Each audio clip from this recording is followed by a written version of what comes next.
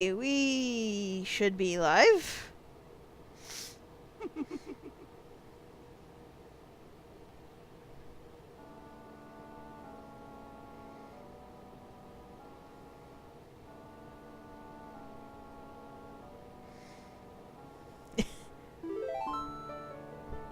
Stream starting to Majora's Mask. Or the Happy Mask Salesman, yeah.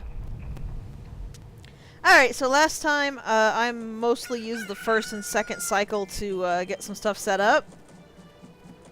We are up to Woodfall Temple, which is the first dungeon. That is what we're going to be doing this cycle. Thank you! Also, yeah, you have to talk to these dudes again every single cycle. It's kind of a pain in the butt.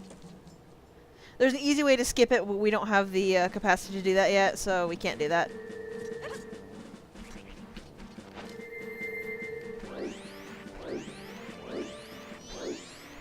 Oh yes, thank you. I forgot that was the thing you wanted me to do. What Maverick is reminding me is actually something very important. I think it, oh, what was it?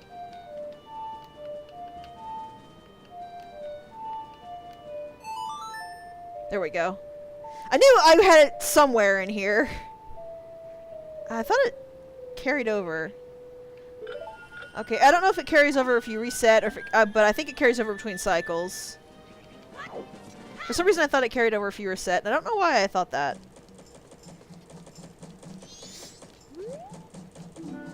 Oh, so there's that weird kid in the background again. I mentioned this in Discord, but this is the right way. I hate that kid. It's not even that the kid himself is a jerk. I just hate what he leads us to doing. Also, he's shorter than Link is, which is kind of cute.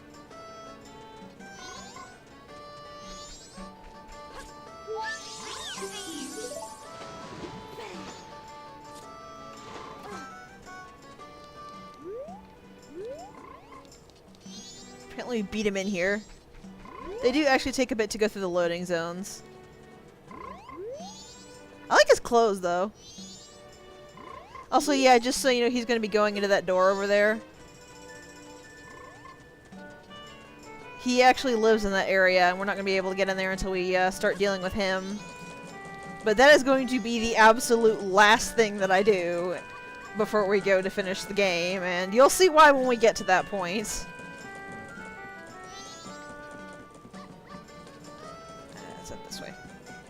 Suffice to say, I am going... Yeah, you can't follow him. Suffice to say that, what that kid revolves around is going to be its complete own cycle. I will probably not be doing anything else in that cycle. If there's a thing over there I'll check out when we're done. But yeah, first thing I need to do is, return the fairy again. Because the Great Fairy is going to give us something different this time. I think she even hinted as much, like if you come back she'll give you something different.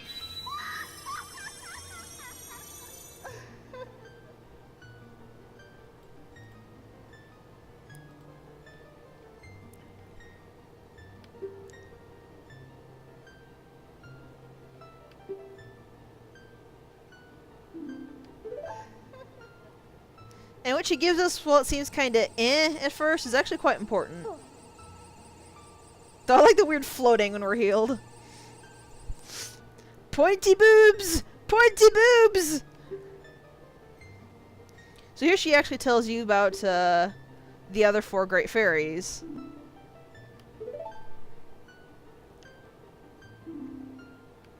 This is our first non-transformation mask of many. It is the Great Fairy mask.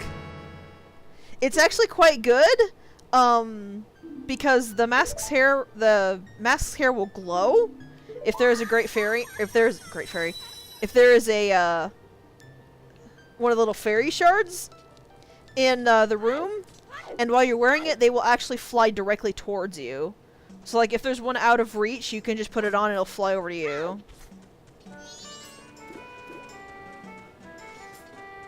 I actually checked it, and I believe there are 15 fairy shards per dungeon.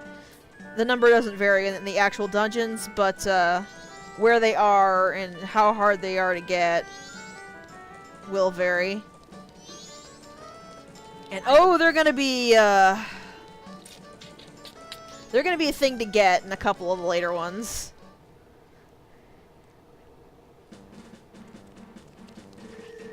So we came out on a different side of Clock Town here. That leads to the final area, I believe. That one right there. That leads to the canyon.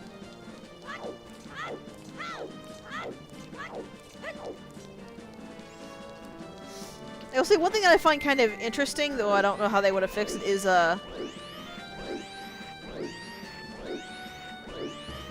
you only get a transformation masks for 3 of the 4 areas. The canyon area does not give you a transformation mask, which I always found kind of odd.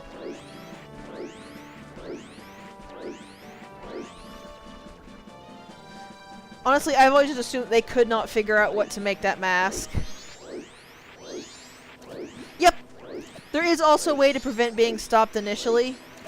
But, like I said, we don't actually have that capacity to do that yet.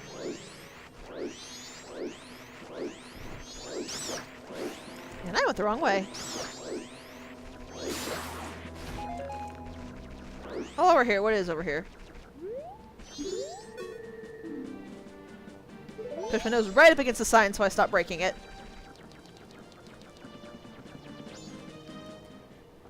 Oh, oh, it's a shooting gallery, okay. Have you never actually figured out what those are? Because these were actually in Ocarina of Time as well. Where'd it go? I know I saw one. There it is. These are called the Stones of Truth. If you look carefully, you might notice that their image is actually familiar. That's actually the Sheikah image. Can I climb this? Sure can. Hi. Ow. Bats are rude. Fine, I'll come back later when I have a bow, and then you'll see. I don't really remember what the Stones of Truth do in this game, but you could talk to them for various, that was the wrong way.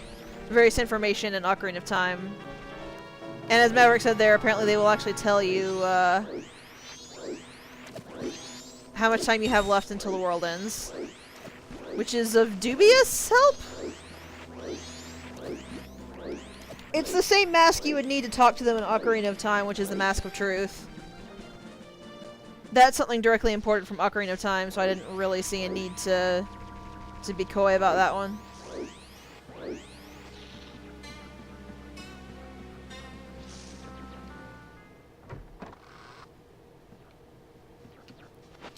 Masks weren't very prominent in Ocarina of Time. Oh right, I have to do this again.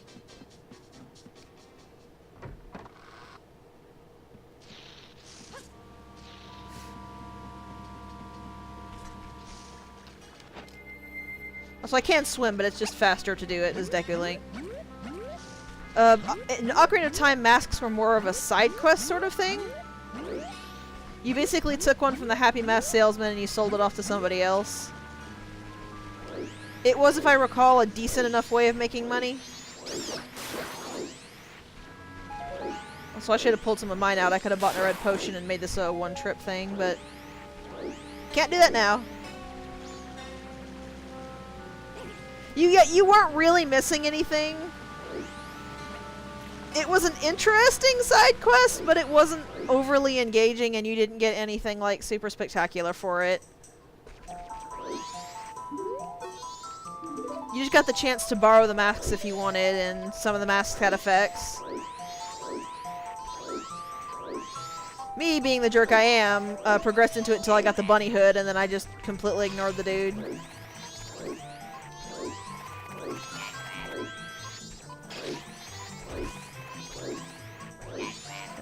A lot better as Deku Link following the monkey.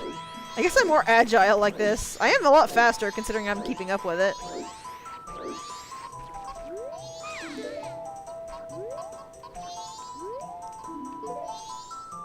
Alright, she won't talk to the Deku because she's rude.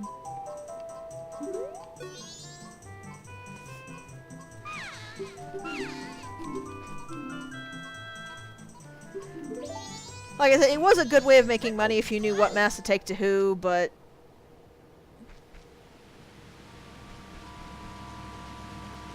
I think I just cut grass.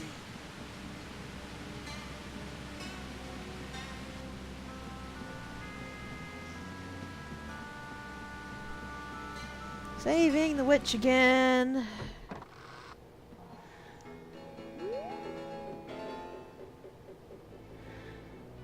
Because I'm an idiot, and I completely forgot that. What was the Song of Soaring? Down, right, up, down, right, up.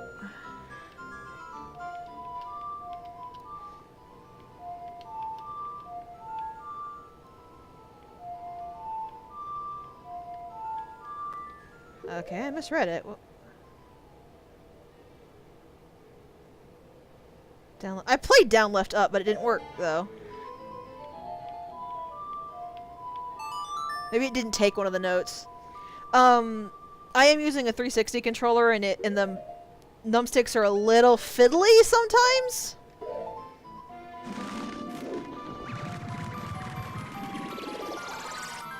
So sometimes it will just eat an ocarina note input. Down, left, up was the first thing I tried, and then when that didn't work, I was like, oh, right, down, right, up. Even though I said down, right, up. And Sonata of Awakening was... up, left, A, right, A.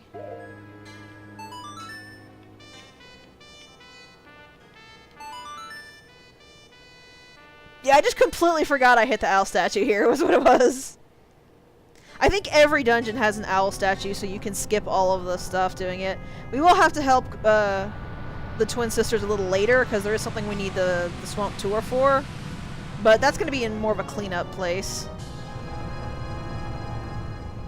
Ta-da! The thing we've already seen! Spooky! Okay. As you can probably guess, this dungeon is going to have quite a bit of decoing.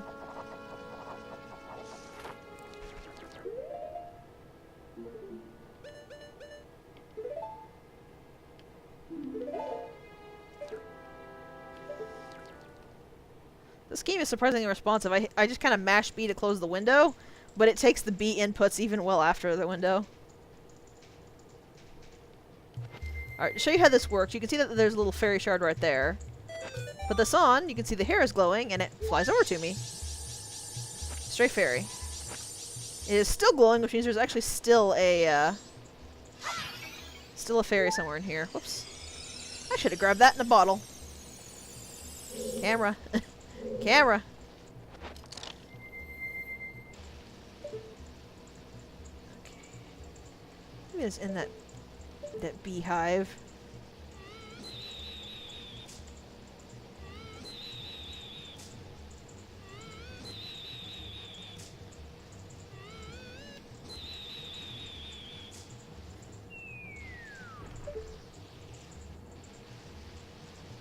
There's rupees in that beehive. Okay.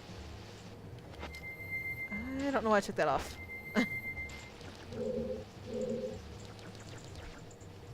There is another stray fairy somewhere in here, though. I'm just not totally certain of where it is. So you can see weird little black things on the floor down over there. Plenty of time.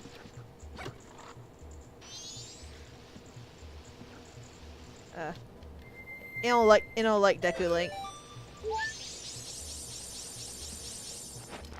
Nothing likes Deku Link. This whole world is Deku racist.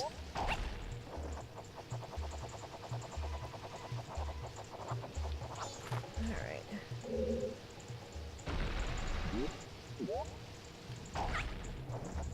Two spiders are on the sides, so we'll just go around the front.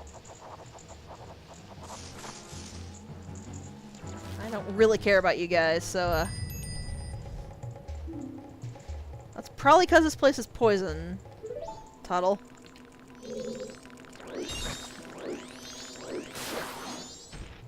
I don't know why that hurt me since I was mid-spin.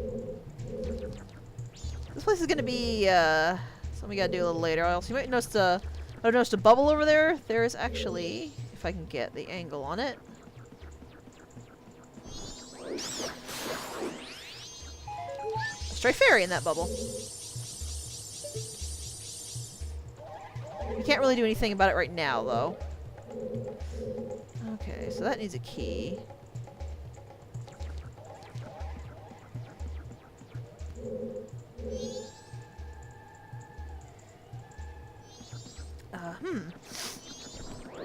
This thing immediately regrew, I see. Now we need to go over here. Oh. And felling did not give me the momentum I needed. Whoops. Yep. I think that's constantly responding to refill your sticks, because sticks are actually vital for this dungeon. Also, aren't these things creepy? You do have to walk on them, but don't stay on them very long, because they will snapshot on Link.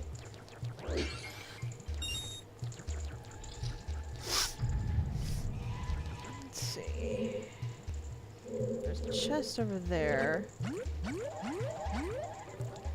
Also, yeah, Link's bouncing works better the more momentum you have. There's apparently a way to get a lot of momentum as Deku Link, but I don't really know what it is. Small key. Let's see what that other door is. That's not the way to do it.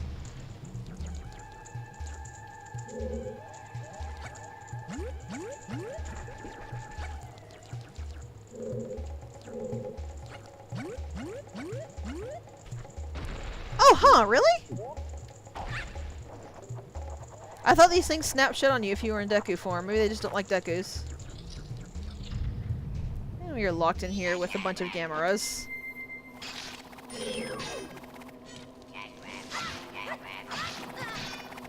Alright, I remember how this works. So you wait until they spin over and jump over them. And they die.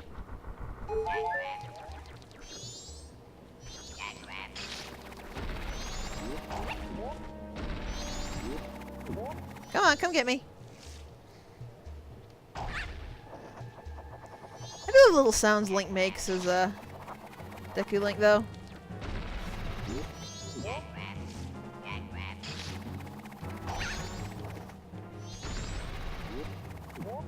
It's a little bit, timing is a little bit tight. Because they won't actually stop on the flower. There we go. You keep saying what they're saying Affleck to me, though. Got that one first try. And that gives us a chest in the middle of the room.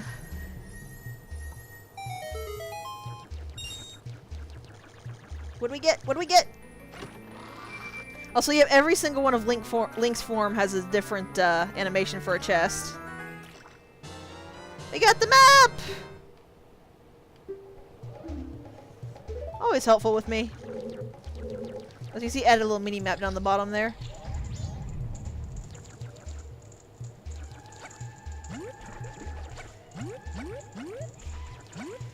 And we're done here. I think we are.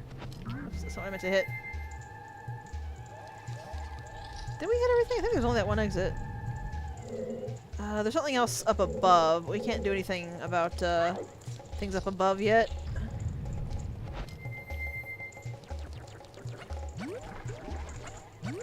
Oh. That's not the right way to go. Yep.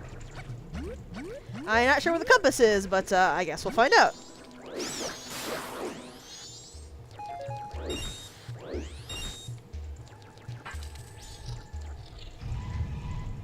So one of the things Deku Link can't do is he can't really push. I don't think he can he? Oh, he can. I thought he was too light for that. So the first thing you want to do is get an angle where you can see underneath, because you see there's a bubble fairy there. There's unfortunately still nothing we can do. The Deku's bubbles pop when they hit the water. But you might be saying what we need to do.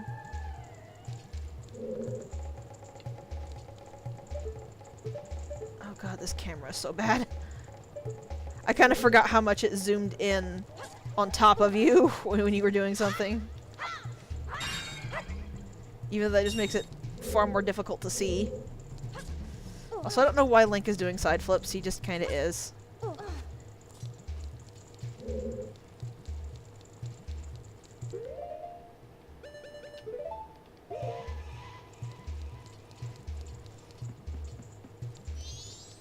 So let's see.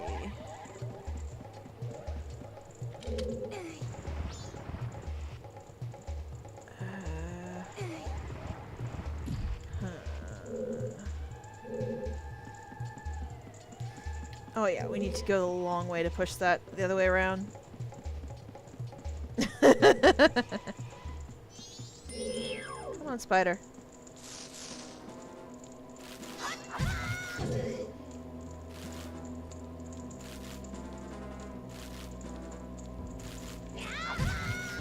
Okay, it actually will not doesn't want us getting close to it.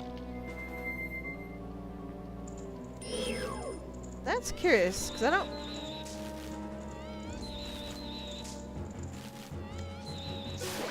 remember them doing that in Ocarina of Time. I may have just forgotten.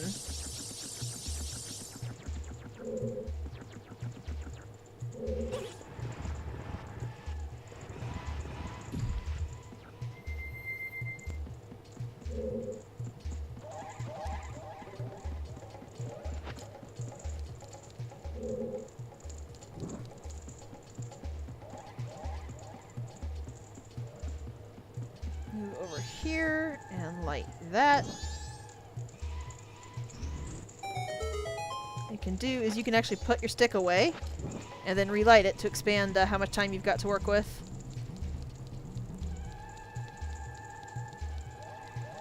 So we'll light this. Put it away. What the? Did the moth just bite me? That's new. Link! Not what I told you to do, child. Okay, you need to get away from me. Those are evil moths, good lord. I don't know why I did that.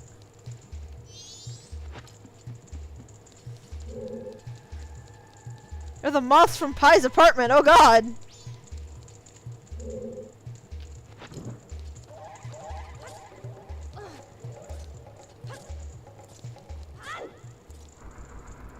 And go ahead and burn that. Unfortunately, that consumed our stick.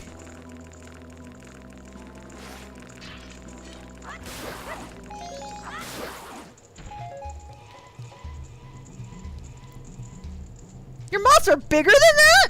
Good god, I don't want to go to your apartment. And I don't even worry about moths. Let's deal with that a little later. I don't think we have what we need for that room anyway. I mostly just wanted to get it open.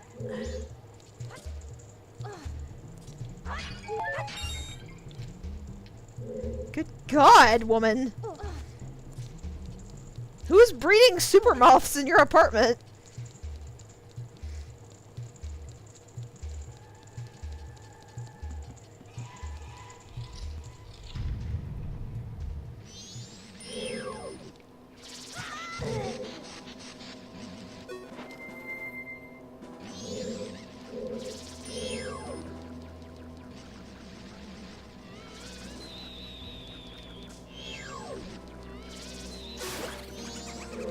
I'm not actually sure why the flowers are here.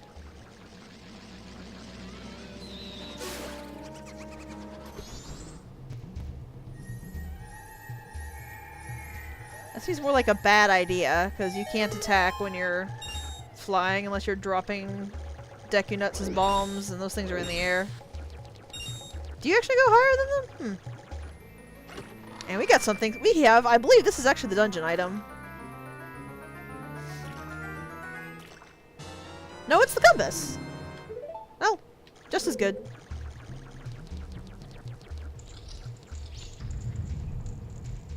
That leaves me a little confused, though. I guess I do have to go up into the dark, evil room.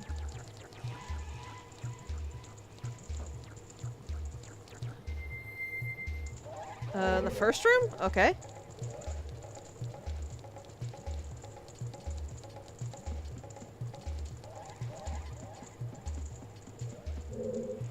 As long as we get all of the fairies in this one cycle, that's really all that matters.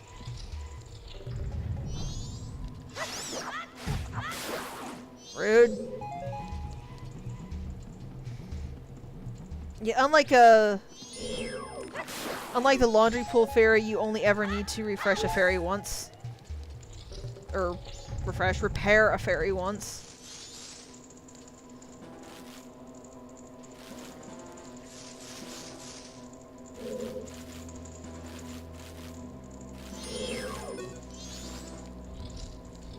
This room? The water pool room?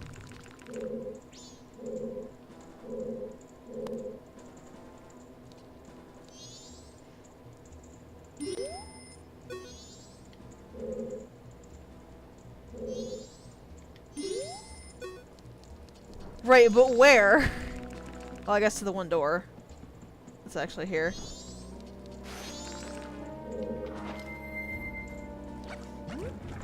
I find it very creepy, the eyeball lotus flower Venus flytrap things. Don't eat Deku Link. Then again, maybe they don't like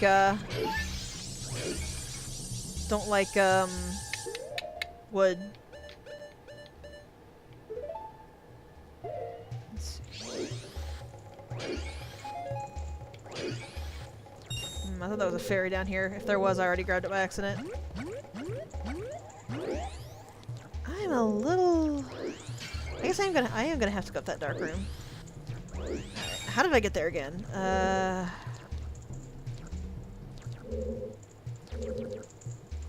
It was not across the water. Yeah, I appreciate that, but once... When I was trying to figure out where you wanted to go and I saw that, I remember that there was actually one down there, yeah.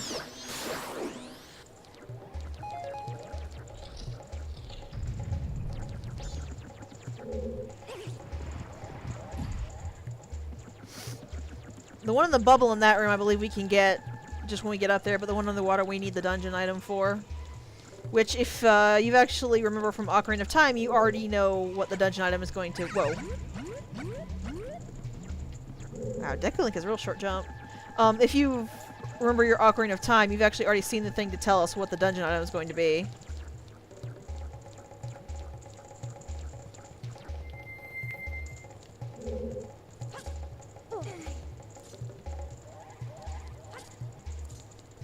Yes, I learned that. Thank you. Nope, hookshot's a little too early.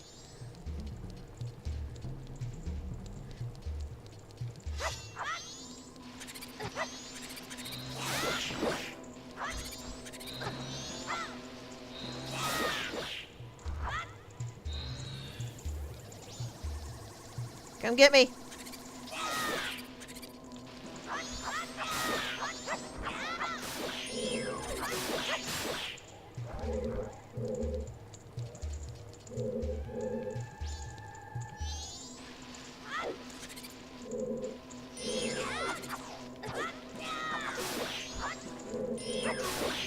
There was a golden eye.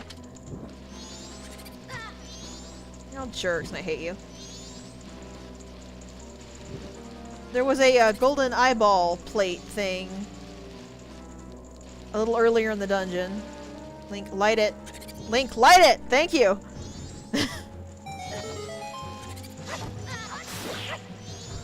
These things are gonna be the death of me.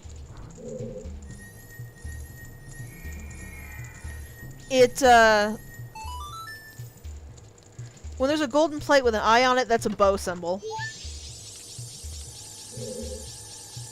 Because you shoot that with a bow and it makes stuff happen. Oh, this is cheery.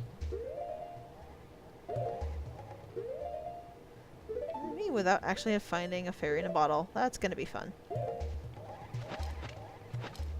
Okay, there are actually none here. Oh, it's not a pit. Okay. I thought it was just a straight drop into the darkness because I couldn't quite see from the angle.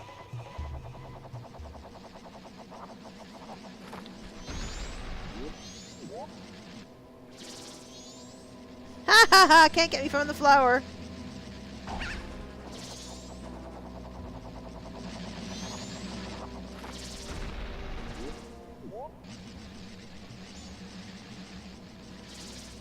I don't quite remember where we get the bow, but the bow is what this this dungeon item is.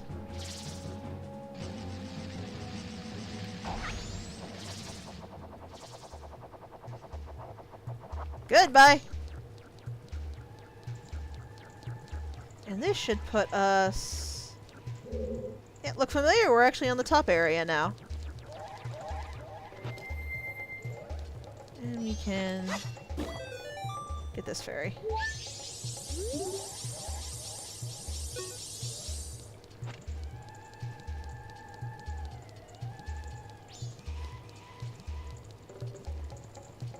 There's a switch and a door here. And Toto was trying to tell us, guess how switches work. So step on this, and we get a shortcut up here. This is actually one of the reasons I like the Majora's Mask dungeons a little better than the Ocarina of Time dungeons, is there's a lot of shortcuts you open up in each one. So there's a switch over there as well, but we can't actually do what we need to for that switch, so there's no point in hitting it. At least I remember a lot of shortcuts, I could be wrong. So you can see there's the eyeball over there.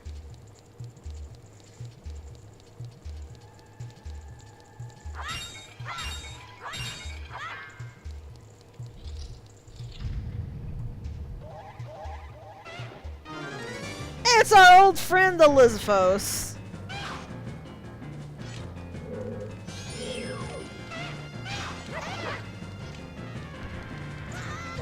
He breathes fire now.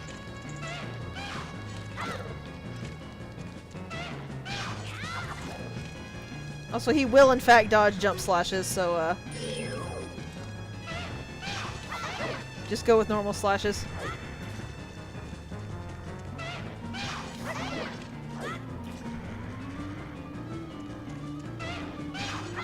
They still make annoying noises.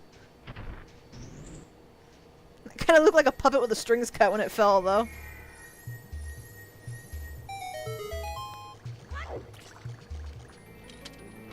And here is the dungeon item, because we've already got the other two things this could be. Also, there you see Link's animation for his normal form. It's the hero's bow!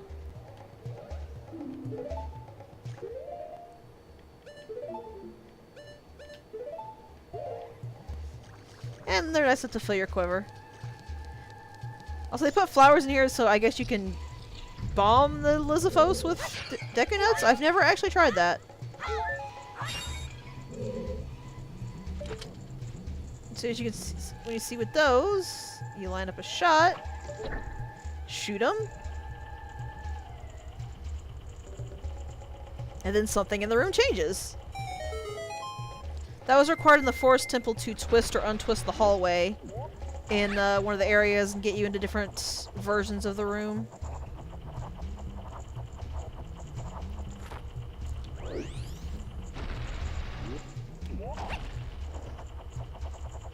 And we're just gonna float right over here.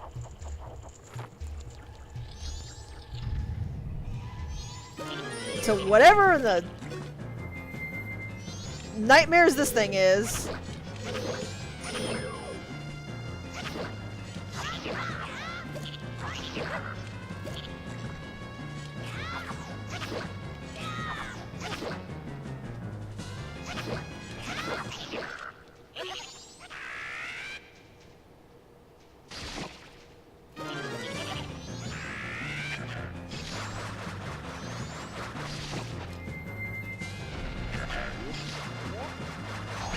Do you want to talk nightmares? This thing is in my nightmares.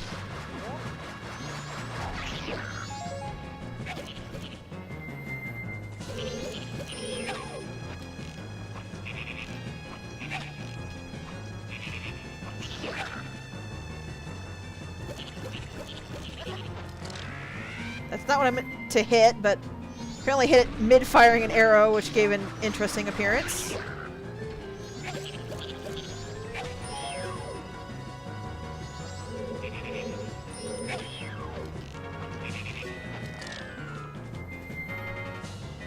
Hey, you see what I mean about the sticks being a little fiddly?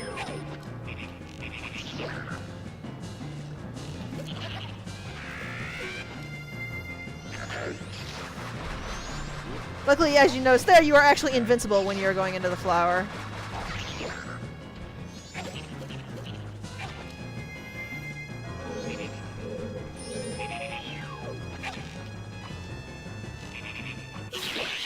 And now it's dead.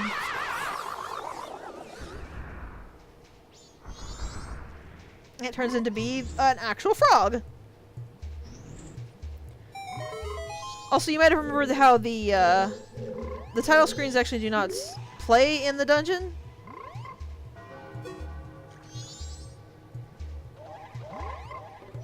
Okay, Froggy. It'll just flash like night of the whatever day. Being very careful not to hit those brambles. I don't actually know if they hurt you, and I would rather not find out. Yeah, I figured that out once I tried to talk to it and it didn't actually talk. So we have the boss key! Yes, we are actually already almost done with this dungeon. I don't know if this is actually shorter than Ocarina of Time dungeons or just feels shorter. Problem is, I actually have no idea where the boss door actually is. But I think I know how to find out. So first we're gonna go back over this way. Remember I said that that the switch in here we could get to would not actually do anything for us because we didn't have the tool? We've got the tool now.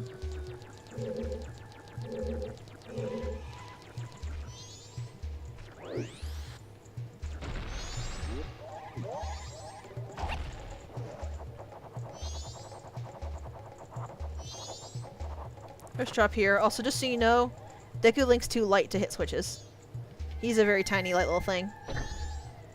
So we hit that switch, which does a thing I actually didn't expect it to do. Okay.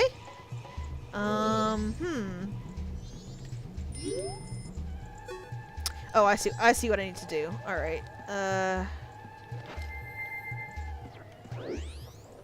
There we go. And I managed to get the fast way off it, so. I didn't die in the poison. This is another stray fairy. So we are about halfway done with the stray fairies. We need to be over there. Oh, so you see what I mean when I say Link, when Link takes his momentum over into the water bouncing?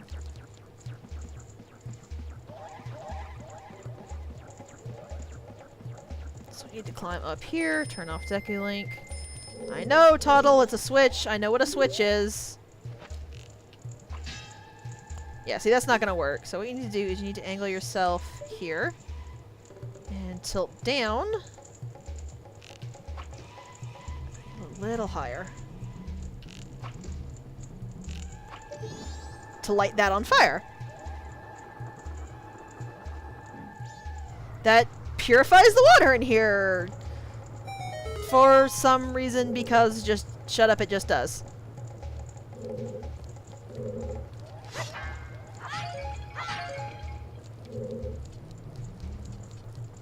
You can probably guess what we need to do, considering there's only one other unlit torch here.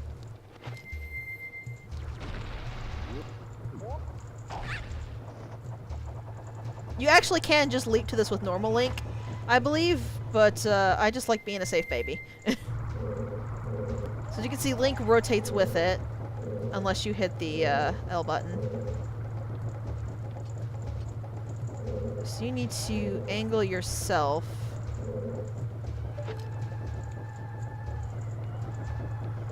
So where you are facing that torch and then fire.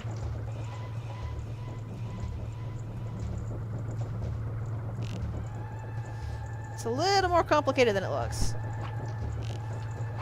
as you can see. Especially because I'm being very slightly adjusted every time this thing moves. Got it though. So light that and that finally unlocks. So to show you what I mean, I'll get on this pedal over here. You can just whoop, leap it as Link. That's actually a good idea. I'm gonna go... Where is the one that I knew where it was? It was in the push room. Where was the push room? It's this small of a dungeon and I'm already lost. That's probably gonna be a running theme. This was the push room, I believe.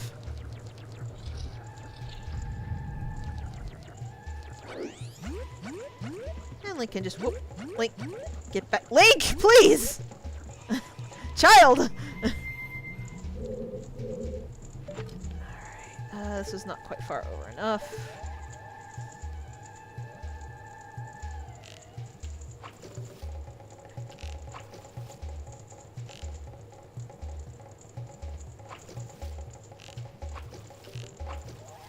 I'm not too concerned about wasting arrows because arrows are needed for the boss, so I'm going to get like a big refresh on them.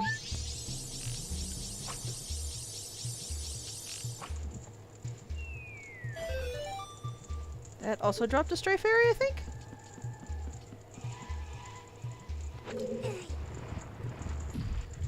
Fairy!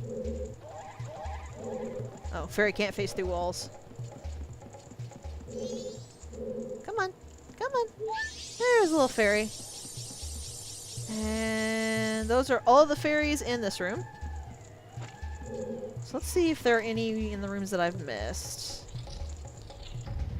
Not one in here. Didn't think there would be. Think I got all the ones in the dark room, but we're here, so let's go find out.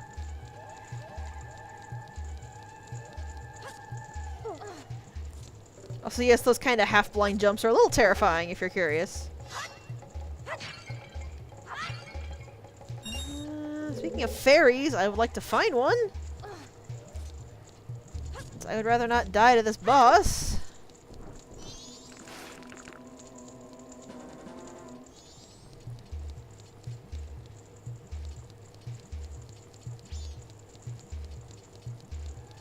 So we got all the ones here as well. And all the ones in here. I'd rather backtrack than have to do that whole floating puzzle again.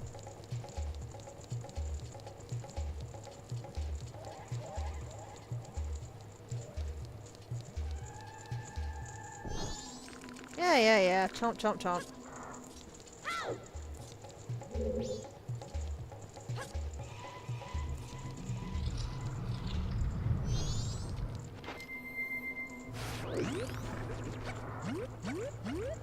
So we'll go check out this room.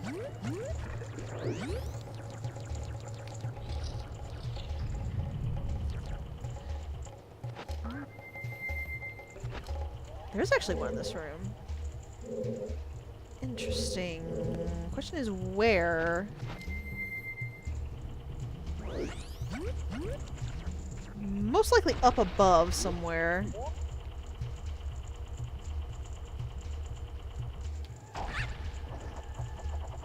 Something I need to bow.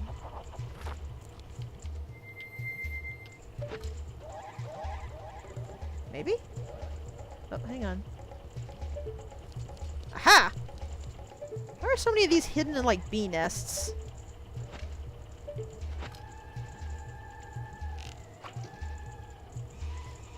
I am so bad at adjusting aim. Come on, little fairy. Come on! There's a little fairy. So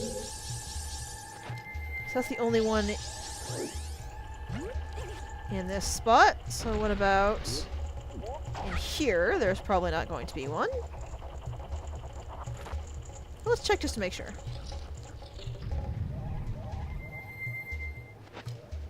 Yep, didn't think so.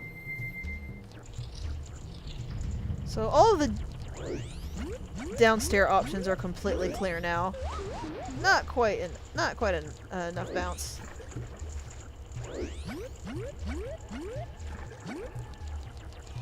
So now I can go up and check the other areas. There might be a fairy over here.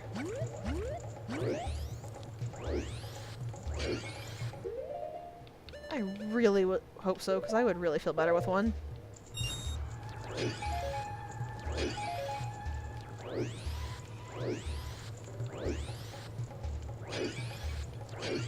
It's not coming back, is it? Oh dear. Okay, so the starting room and upstairs are the only places I have not checked now.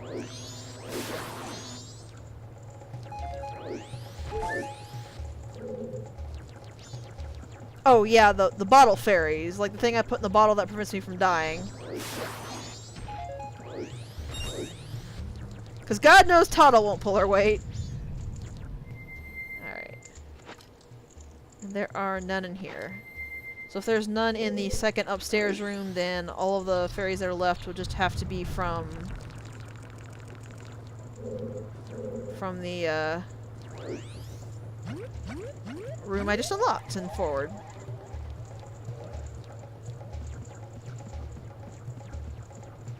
I didn't see any pots in the opening room.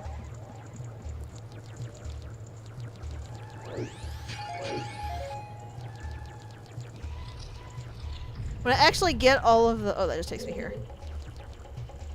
When I actually get all of the, stray fairies, I may just Song of Soaring out to Woodfall, turn that in, and then just pick up a fairy at the fountain.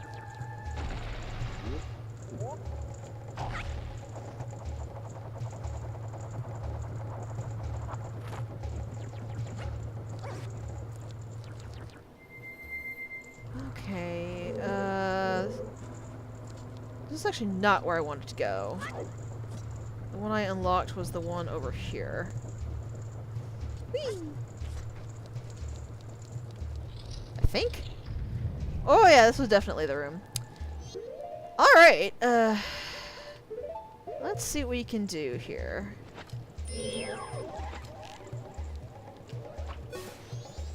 First of all, you need to get out. Second of all, that was creepy. I saw the inside of the mask for a second there. Pop that one. Pop that one.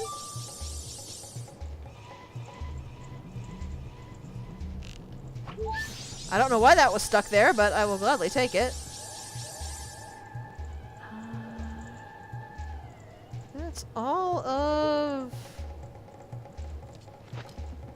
the fairies I see. There's still the rest in here, but I don't see where they are. Are there any in the water? Doesn't look like it.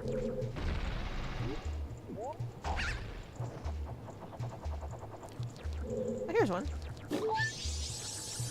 So there's only one left, and I will have all of the fairies.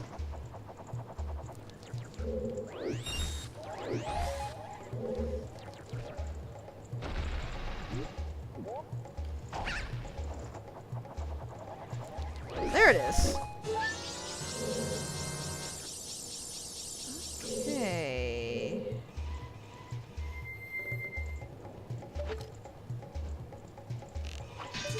What does hitting that do? It cancels that fire out, possibly permanently? I'm not hearing a ticking noise, so probably permanently.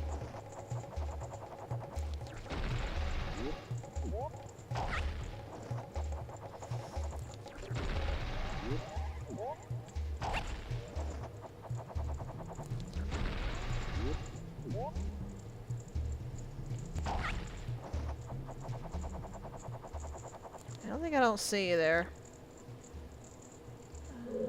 Let me see. Okay, it looks like that's actually just straight up how I get out, how I get to the boss. There's nothing to drop or anything.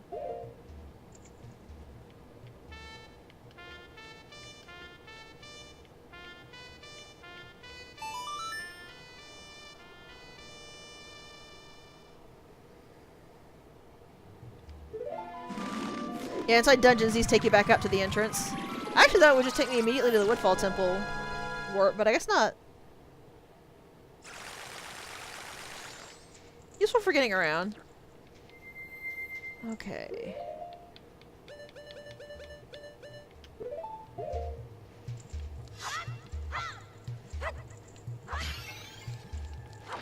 Gotcha. You and I are gonna be friends, Mr. Fairy. By friends, I mean I need you to keep me from dying due to my own stupidity, okay? Alright, while we're out here, I'm just gonna go ahead and turn these fairies in. Because I actually know exactly where the Great Fairy is. Whee!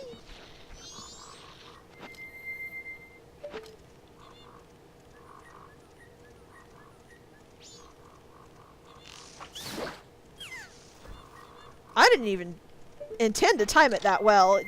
I just kind of accidentally bumped the control stick and there it was.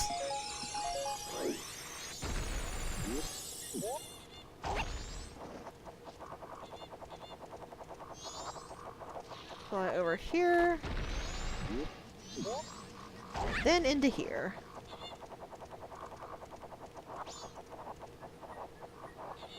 Let's go meet another boob pointy lady, shall we?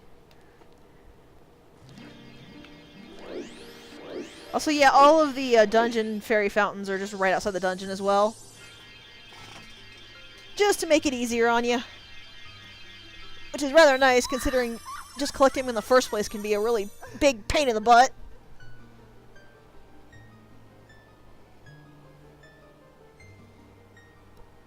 This is the Great Fairy of Power. She gets us something. Something which is actually useless to us because it's all bow.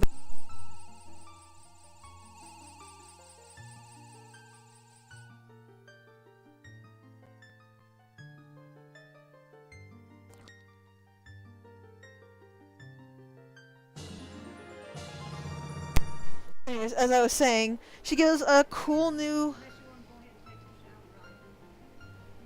She gives us a cool new skill, which we cannot make any use of whatsoever because this boss is entirely bow-based.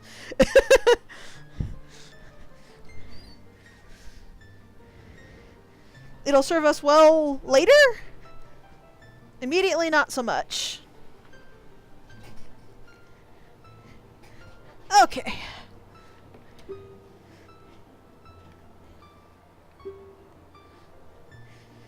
This is just telling you about the rotation, which is actually a lot harder than it sounds like it should be.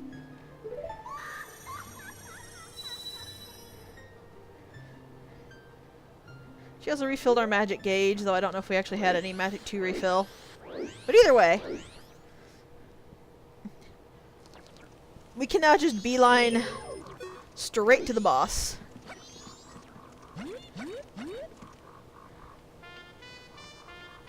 I'm just gonna take the lazy way of getting back up there.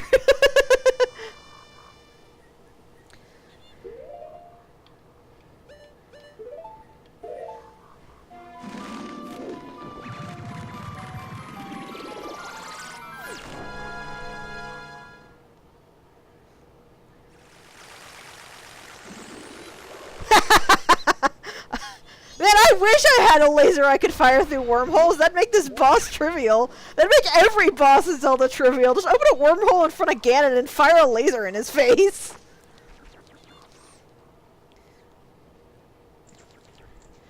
I say, though Ganon is not even actually in this game.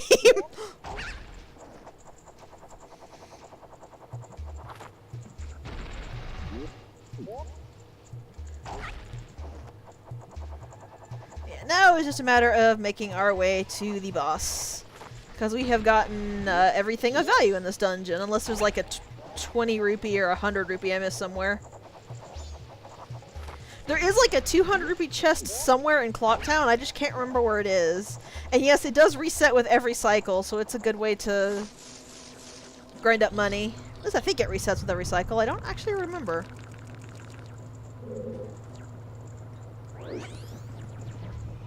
Someone said it reset with every cycle, which could be completely wrong. Either way, a free 200 rupees is nothing to sneeze at. Ooh, okay. I can't see, Tuttle. Thank you. Oh, he's not stuck this time.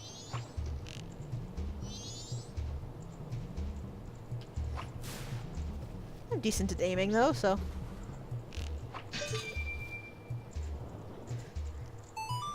And stop laughing now.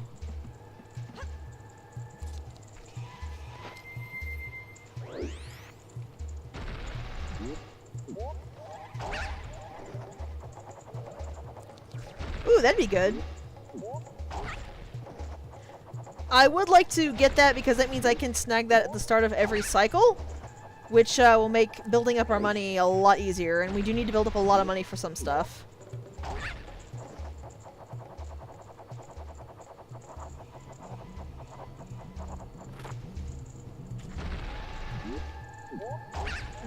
This just sends me over here. Okay. Oh, it is timed!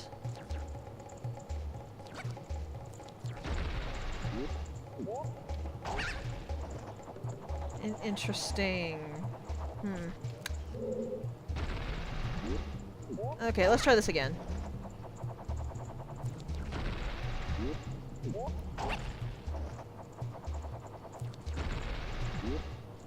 I didn't think Link could make the jump between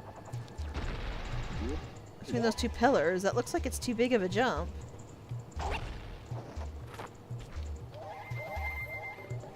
So why is it incentive to beat the boss on my first try?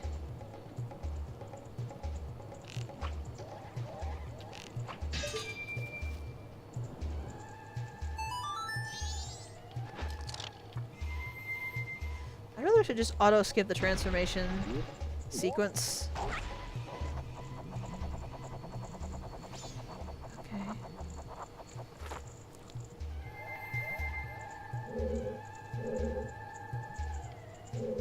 Oh, I see. Okay.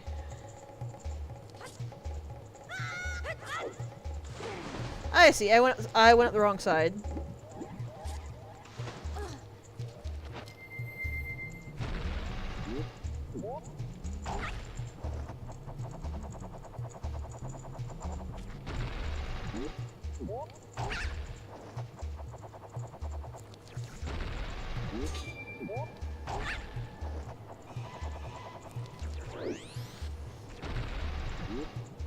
So one thing I don't get, if she gave me the spin attack back, what was the thing I was using before?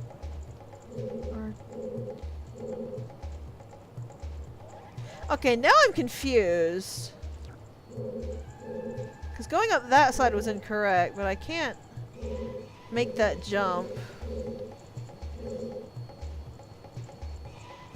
I don't think that flower certainly couldn't get me to the other one, could it?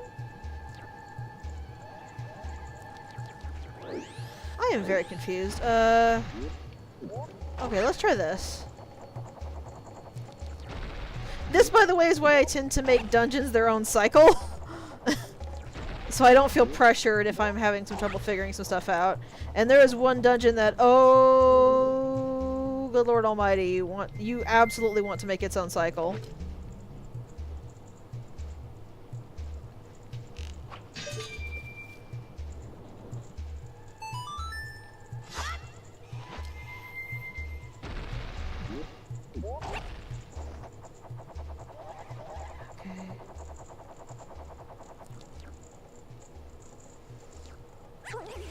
That Link, why? At least he just immediately respawned right here. There we go, good boy.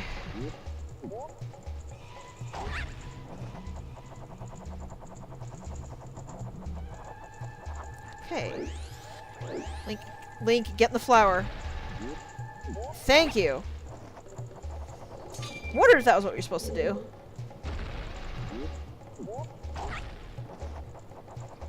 I don't see the Skulltula there. Okay. Alright, that wasn't so bad.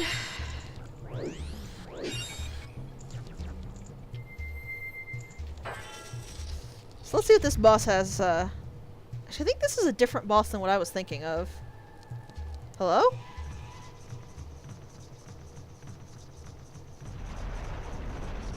Oh yeah, this boss is completely different to the one I was thinking of. I don't remember how to fight this boss.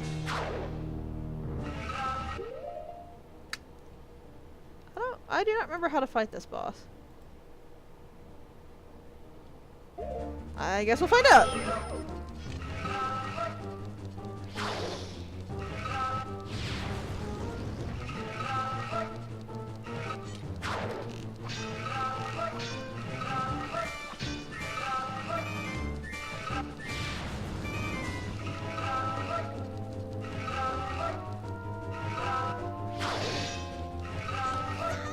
Oh. Oh, thank you.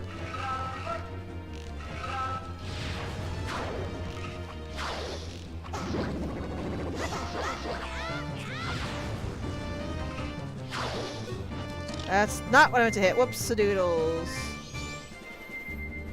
That one wasn't control stick. Wasn't the control stick. That one was just me.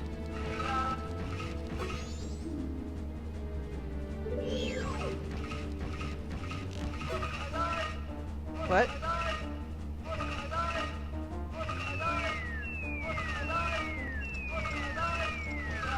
What? What the heck are these things?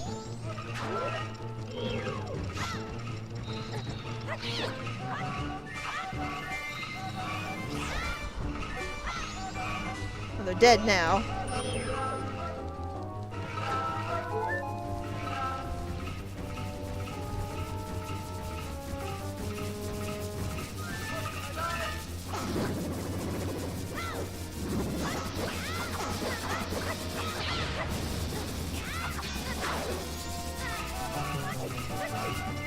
Make these things go away!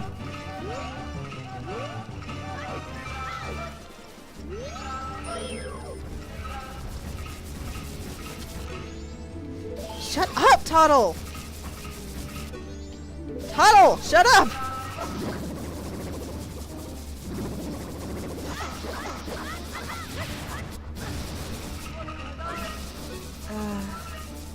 Bombs, okay.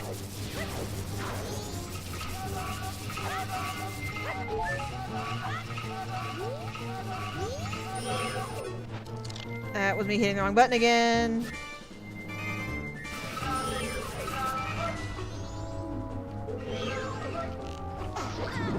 I actually have no idea why Tuttle keeps yelling at me.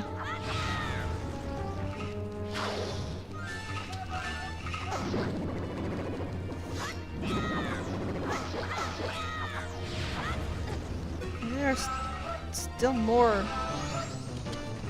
bugs.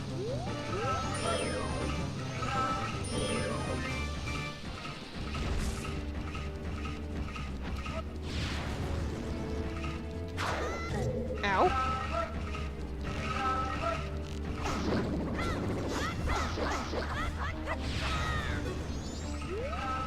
Arrows, please. Okay.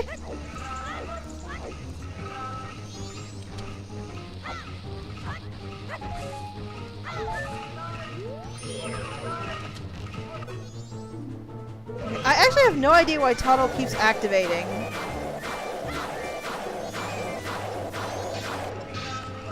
I'm not hitting up at all.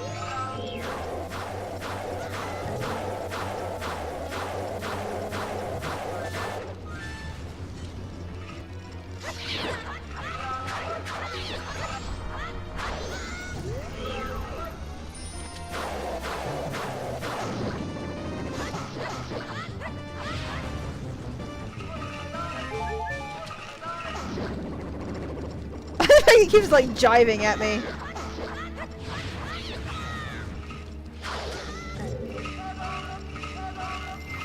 Also, I cannot tell his range for the life of me. It seems huge.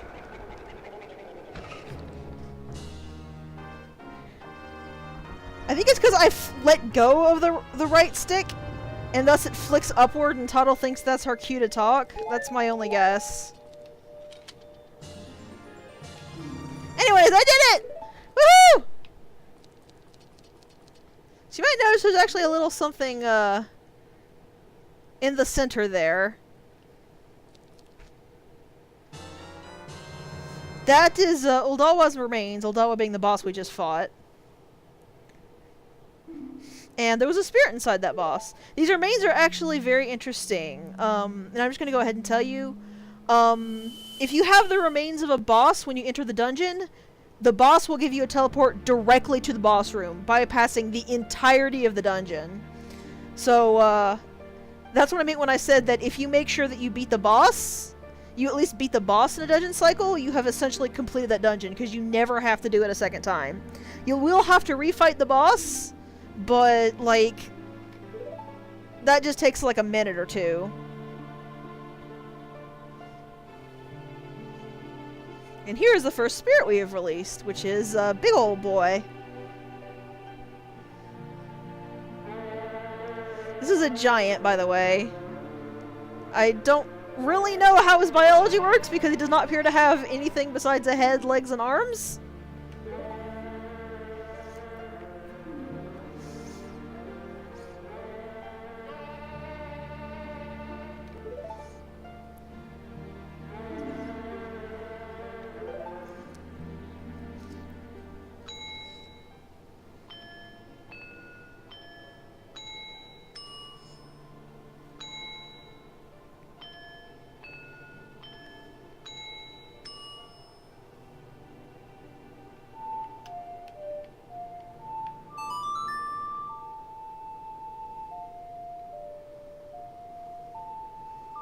Here is the Oath to Order. This is actually the song we need to get into the final area of the game. Essentially, I mentioned before that there are 4 areas and 4 main dungeons. Each of the dungeons has one of these giants in it. What we need to do, as you can see from like the 4 pillars and everything, what we need to do is, when the last 6 hours of a cycle starts and we get up to where Skull Kid is, we need to play the Oath to Order. If we do not have all 4 giants, the ones we do have will attempt to stop the moon and fail. They will not be able to stop it. If we do have all 4 giants, they will actually be able to stop the moon. So that is why, we need to finish all 4 of the dungeons, because just 1 or 2 or even 3 of the giants are not strong enough to stop the moon from falling.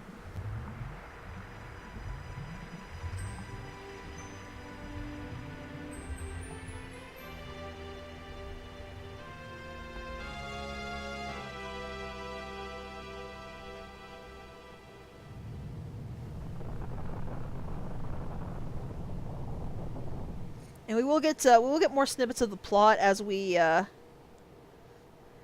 along.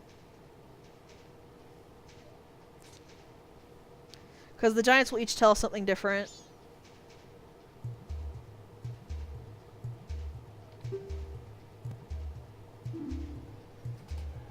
And yeah, as Tuttle here points out, that all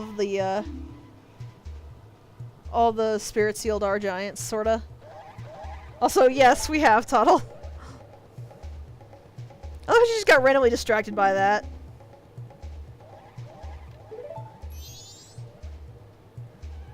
"5 years from now in another timeline.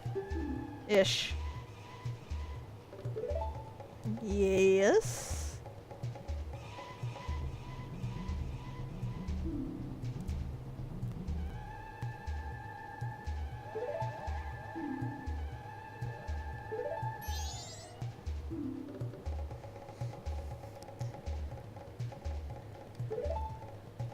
I do find Tuttle kind of cute. A little abrasive, but kind of cute.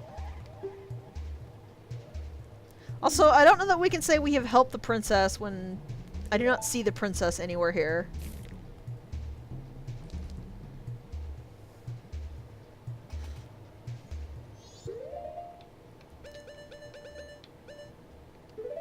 Well, so appropriate of nothing, I'm gonna release my fairy. It doesn't mean anything at all, I assure you.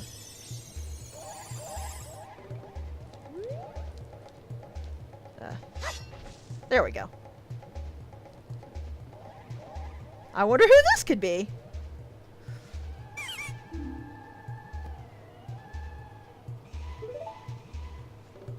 I don't actually know where we are in relation to Woodfall Temple. Also, I love that little Link bows, and the princess does as well.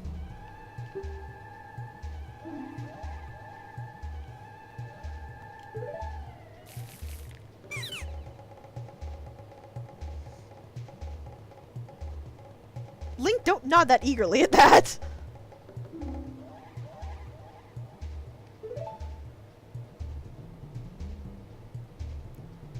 I find the design of the Deku Princess actually quite pretty. Yeah, about that, about that!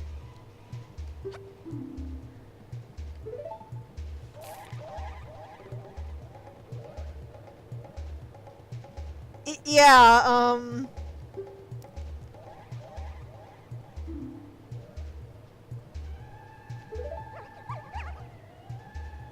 oh, she mad.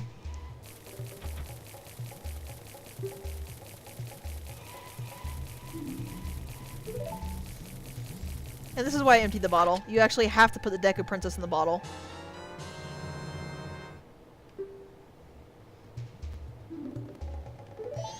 I find it a little, rude to place a monarch in a bottle, but what do I know?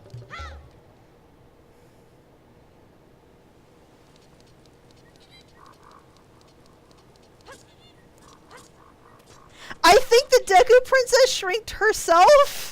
I don't actually know. I don't know what's going on there.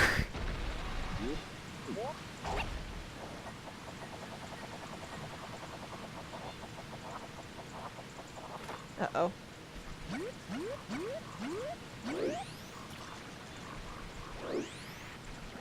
It's never explained why we can fit the Deku Princess in a bottle. That's just kind of a thing we can do.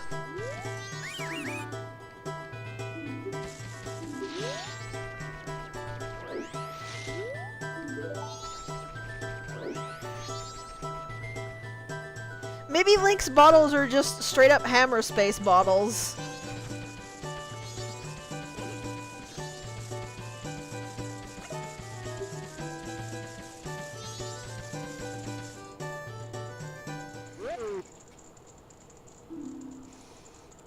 Yeah, it's never really explained. If the Deku can spontaneously shrink themselves, we don't get access to that power.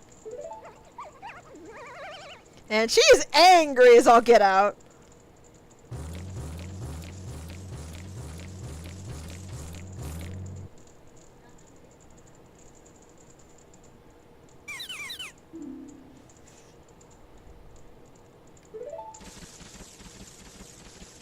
I don't know what the butler over there is doing. The Deku King is monarch in name only. The Deku Princess rules the entire country.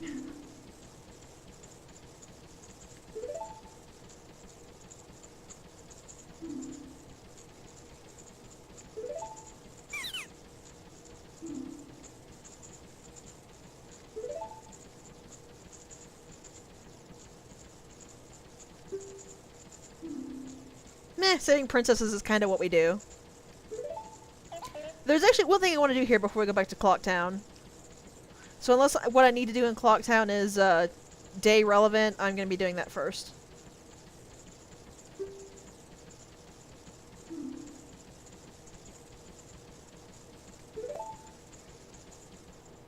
I have to be there. The thing... It's almost not night, though. So I think whatever you're thinking of, I've already missed it.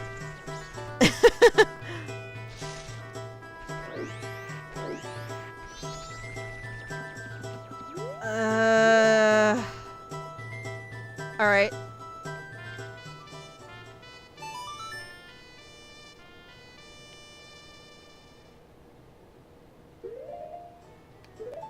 Let's see if I actually can make it. Oh, it's not what I'm thinking. Okay. There is something you can do, I believe, on the first night. But you have to be... It is very specifically time-locked. And unfortunately I walked too close to this, so this cutscene started. We are going... I have already completely missed, that thing.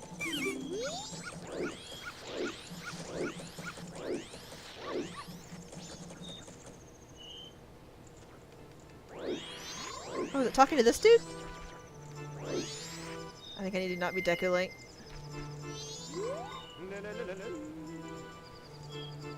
Oh, get out my instruments. Oh! He said actually saying something new this time. With dogs and donkeys and such.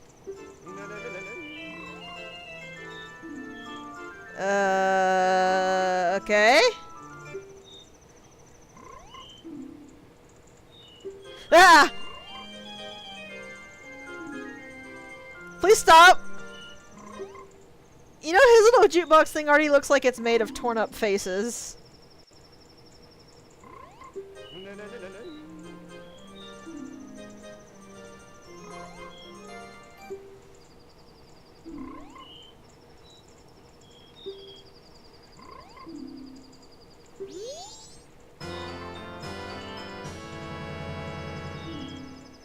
This is actually going to be important for, Heart Piece later, and actually one of my favorite Heart Piece in the game.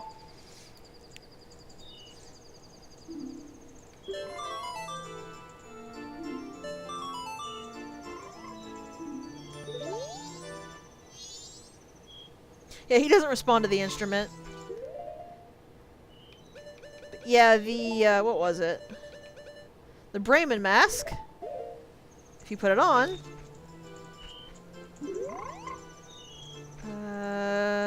doesn't allow you to do anything. Oh, you can actually... You can actually do this, which is kind of cute.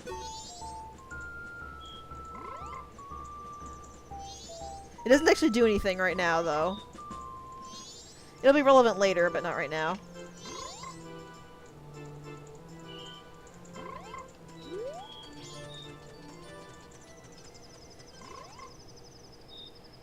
In Central Clocktown?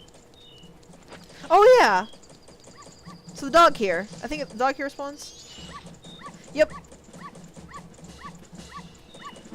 When you do this, animals follow you.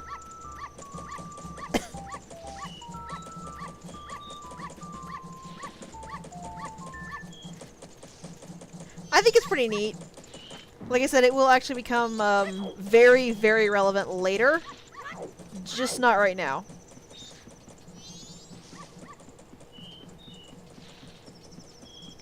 Unfortunately, the area I want to use it in the favorite heart piece I have is something that is actually tied to Epona, which unfortunately means we're not going to be getting there for a while because getting to where Epona is a let's call it an exercise in frustration to be nice. So I want this heart piece. And yes, that is the being nice version. I don't like the way you need to get to where Epona is whatsoever.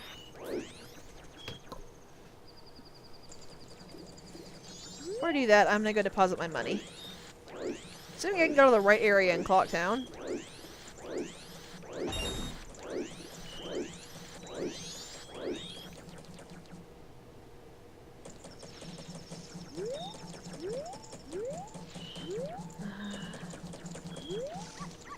Through this way, I think. And so the nighttime event is going to be a priority for the next cycle I go through, because I really want what you can get from it.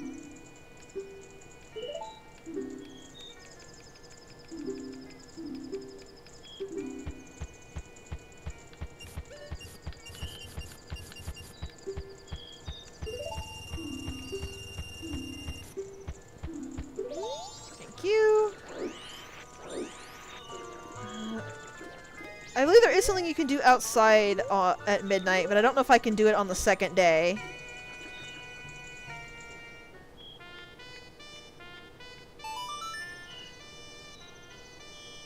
I don't know if it's the first night only or if the second night also works.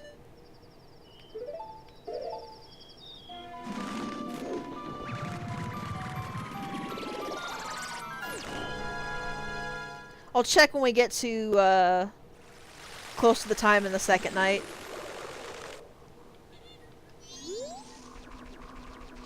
Actually, I think I would have been further ahead to go to the temple again.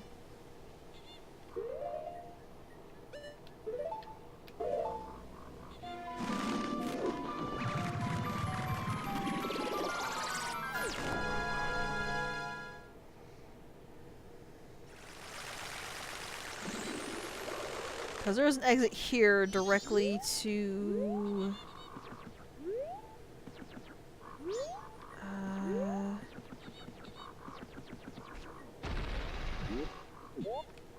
directly to the other area where we came out with the Deku Princess. I don't know if I'm gonna make it going off the angle like that. Oh, there we go. Yeah, it was over here. On the complete other side. I remember! Actually, I'm just saying as Deku Link because I think I need to skip water.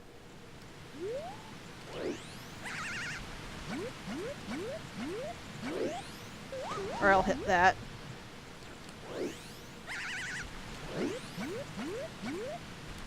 I do find it funny that you don't actually lose health from voiding out in the water as Deku Link. I think they realize it's kind of, takes some getting used to. So we need to go over this way for the prize we're going to get.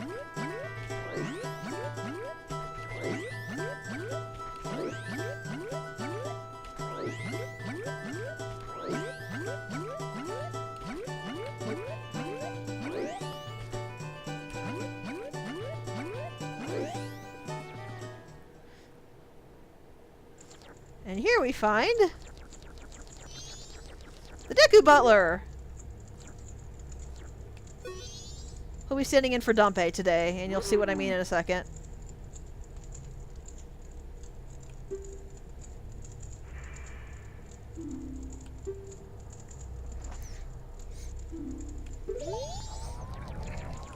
Yeah, I hope you like the underground race in Ocarina of Time, because guess what? It's here again.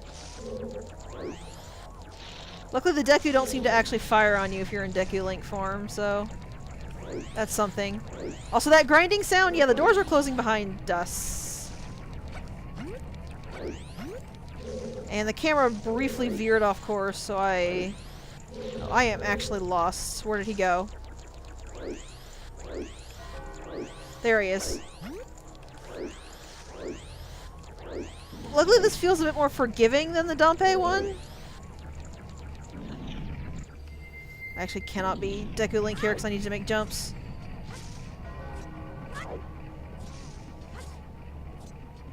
Oh, I guess I don't shoot at you whatsoever.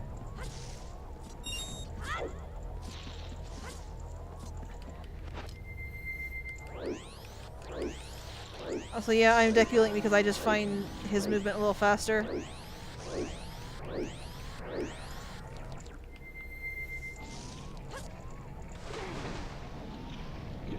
Link, come on, buddy.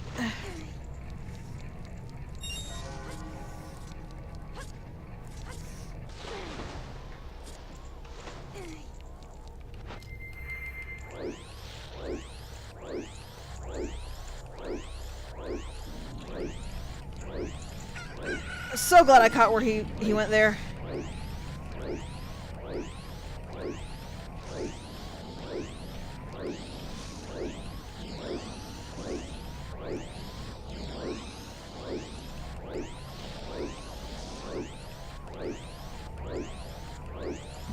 Very careful not to hit those inclines or you will slide down.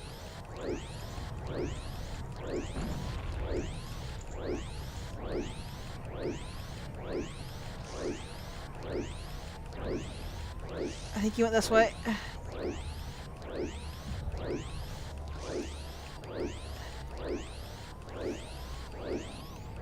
Oh, come on, buddy, really?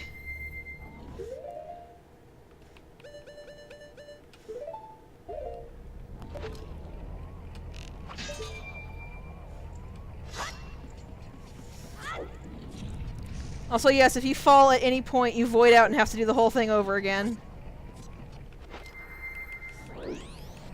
Thankfully, I think you only ever have to do this once.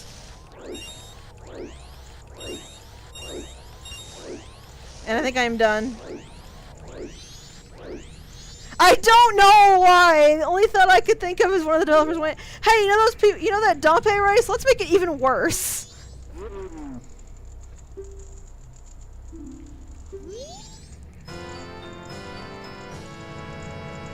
Like I said, though, thankfully, I think that this is the only time I actually have to do this. I don't think I have to do this again. Also, keep this in mind.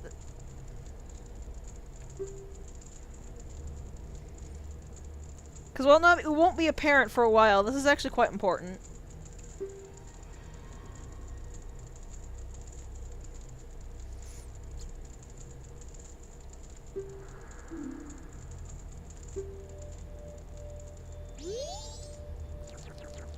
Get me out of here!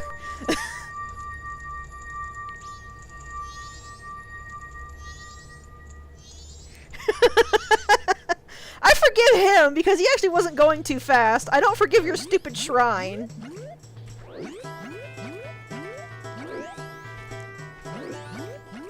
Pi will not know what it means by the fact that we look like a sun until we get, at the very least, the next, another item coming up. Okay, speaking of that, I'm actually not sure. We should be able to go straight to the mountain now, I think. I don't know what good it will do us, per se, but we should be able to do it.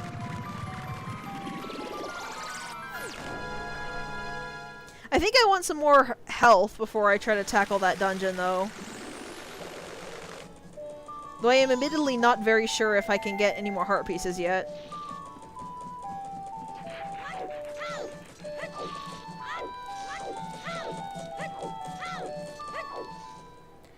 Yeah, go ahead and check. I actually am gonna get to the mountain because there is something we can get from it at the start.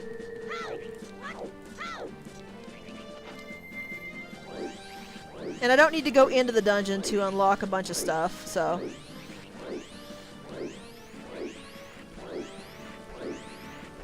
Which direction is the mountain? That's the ocean. We cannot actually get to the ocean. In another nod to Ocarina of Time, the ocean is actually completely inaccessible without Epona. Ah, there it is, the mountain. Doesn't that just look cheery?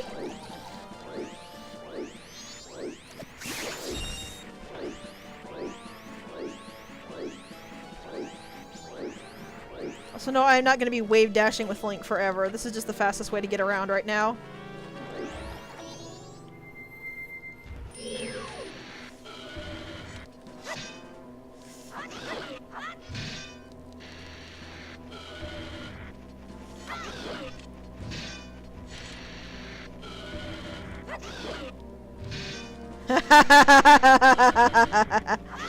Just wait until we get into that. Oh, I cannot wait for you to see what's going on in the mountain now.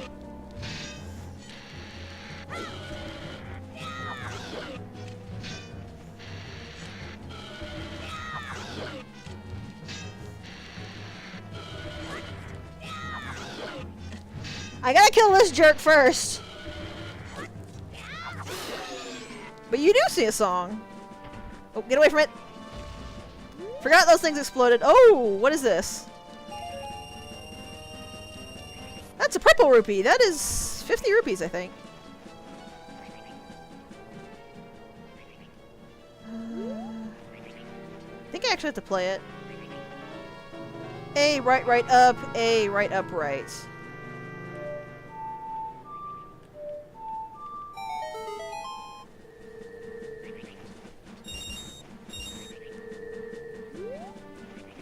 A whole 3 rupees! Where will I ever spend it? And I got more money for my time than fighting the Dodongo. Actually, can we get into the mountain yet?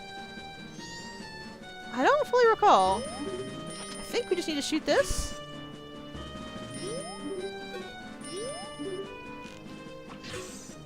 Yeah, we just need to shoot that a couple times. I thought we might need the bombs, but I wasn't sure.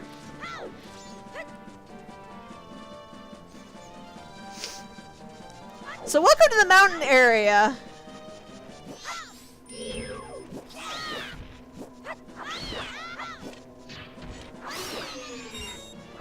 It is completely normal, and there is no way anything weird going on here.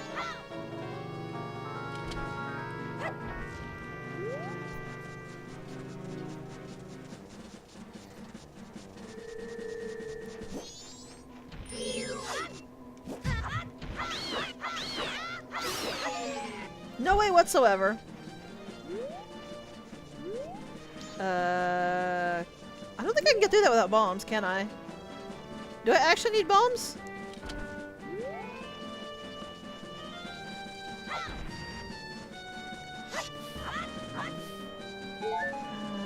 There's something up above it. Crap. I think I actually need bombs to get to the mountain.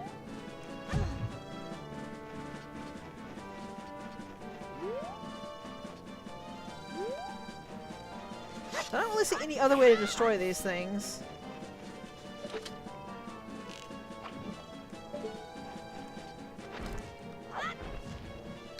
Alright then,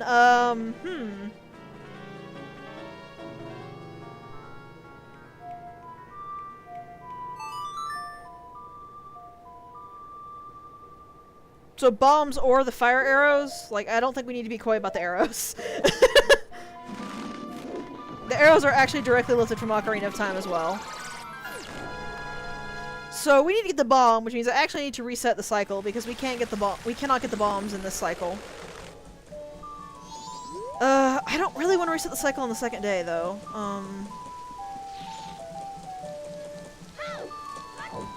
Really? I thought you had to do the whole event to get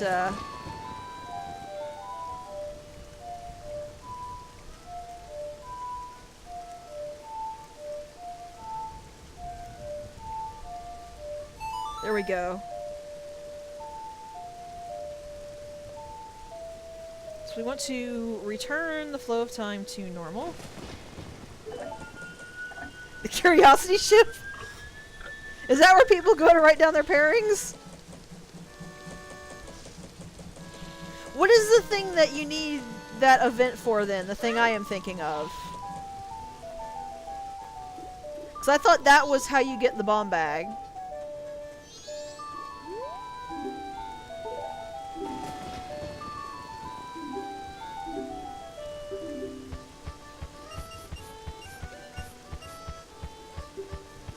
Oh right, you do that for the bomb mask, which blows you up and then saving you a bomb, but it hurts you.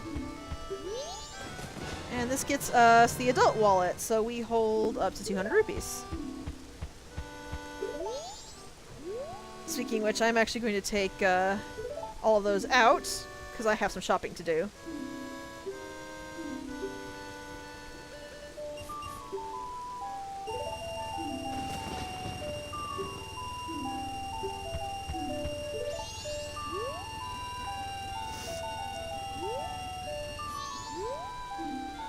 Trading post. Whoa, camera. Sorry, excuse me.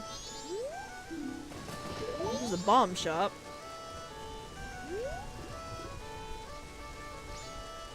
Hold on one sec. Sorry.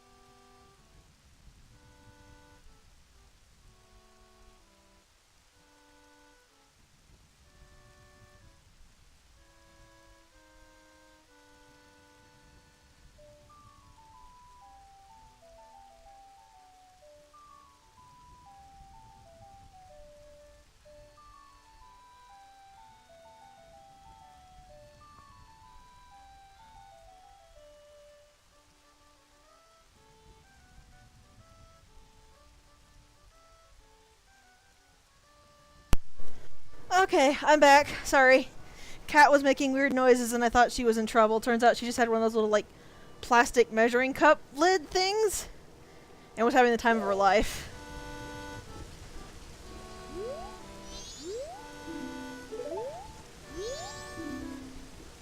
It was at 10 p.m. Okay. I apologize if I sound out of breath. While trying to sit down, my chair moved out from underneath me. And I nearly fell and I popped the injured ankle. So that was fun! That was a lot of fun. Yeah. Yeah, I'm okay. I didn't hurt myself that bad. Just if I sound kind of out of breath, that's why.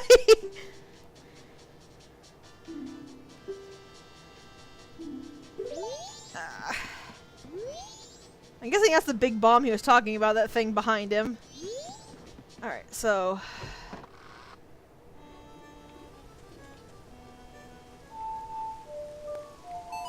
This is the other song that we were told about. The Song of Double Time? Wait, why wait? What? Oh, is today a Honey and Darling bow day? Okay, that works for me. What is Honey and Darling today? I'm actually gonna go check. Because they're only open during the day? Actually, I think I have to go either way. Oh, they're only open during the day and they have a different thing each day. I'm gonna if I do play Honey and Darling, I'm going to need to. Yeah, I need rupees to play. If they aren't something I can do, I'll probably go deposit them again before we go heart piece hunting. I think I could actually do the shooting gallery, but I kind of don't want to do that without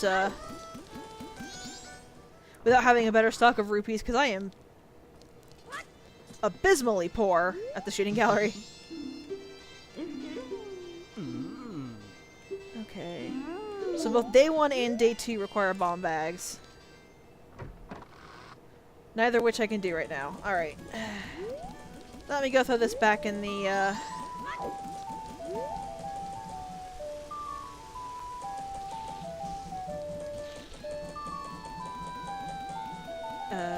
bank.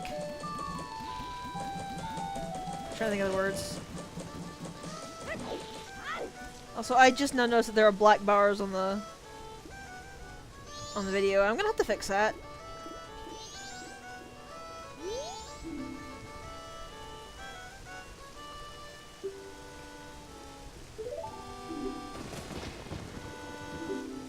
I don't think we actually get the next wallet upgrade from him. We need to get it from somewhere else, though I don't know where it is.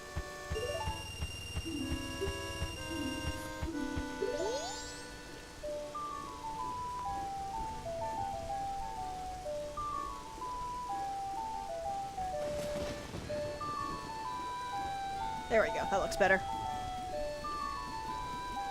The Swordsman School, the north side of West Clocktown. Hi, Mr. Postman!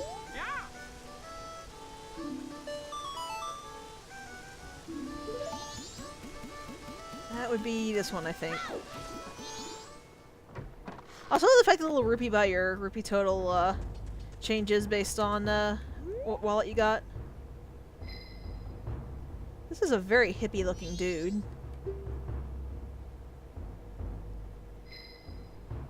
I like the music though.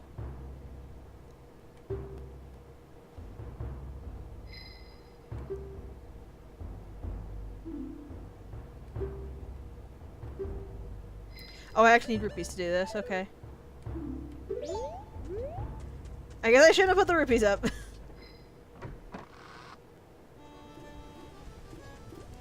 I'm gonna go cut some grass for some, though.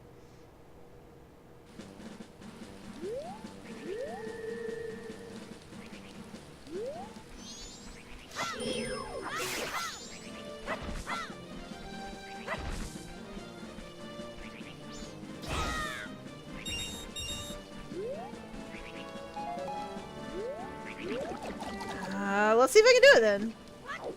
Because that gave me 10 exactly.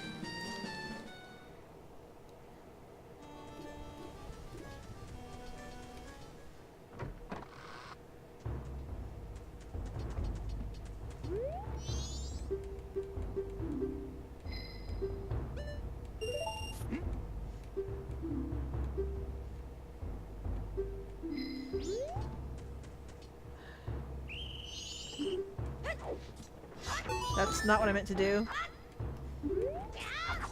Link is not working with me here.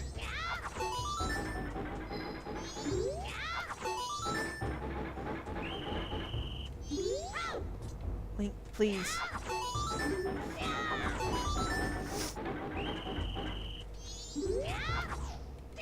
Oh, I see what it is.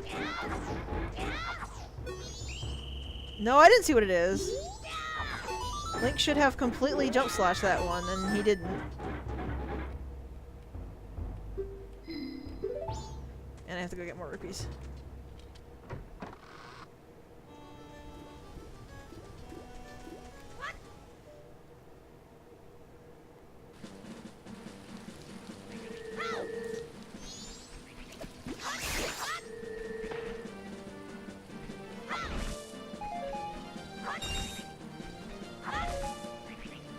There we go. Oh, no thanks. Well, if Link would actually listen to me when I give him a command, we might not have had that problem.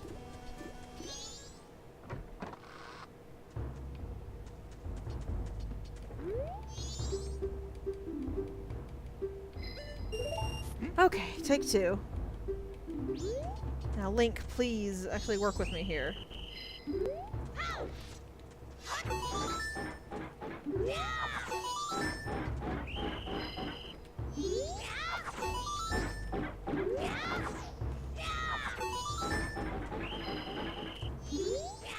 I don't think you can hit these logs from behind. I think it just will not register your hit if you do that.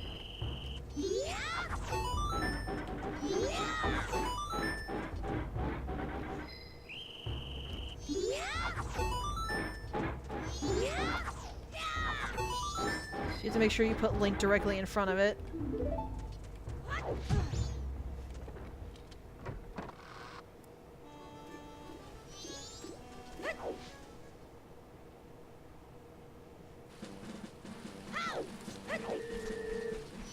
More exciting bush action! I know you love it.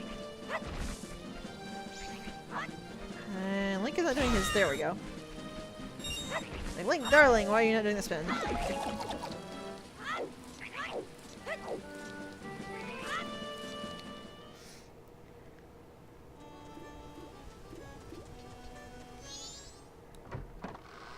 I'd feel less upset if it didn't feel like a Woodstock attender was making fun of me.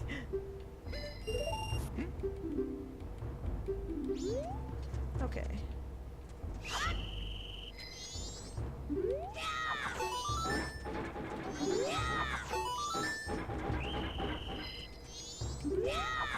Also giving me some trouble is that Toddle is having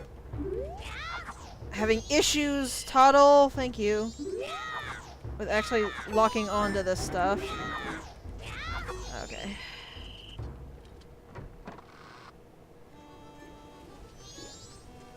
For some reason, those things have like a minuscule lock-on range. It's kind of insane.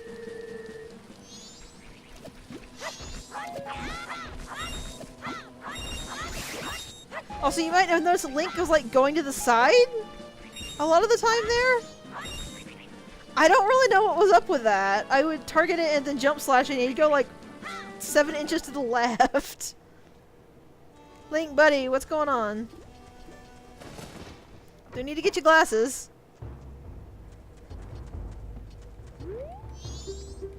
Alright, one more try. That's not what I meant to pick.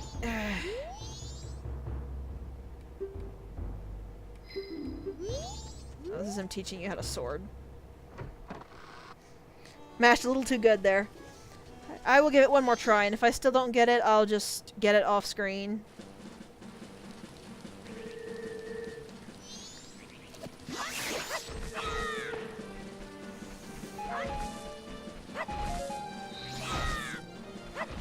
I don't know why Link is suddenly having so many issues doing the control stick rotation spin attack. He just does not want to do it right now.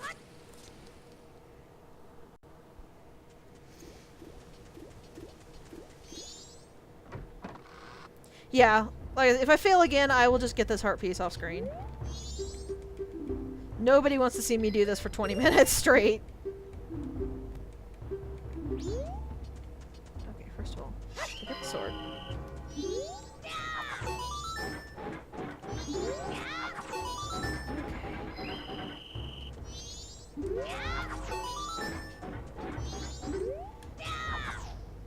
Okay, see, like that, I hit that. Why did that not go through? I hit the log. Whatever. Alright, what is this, actually? So we're now on night of the second day. Lottery shop. Yes, roll into the door.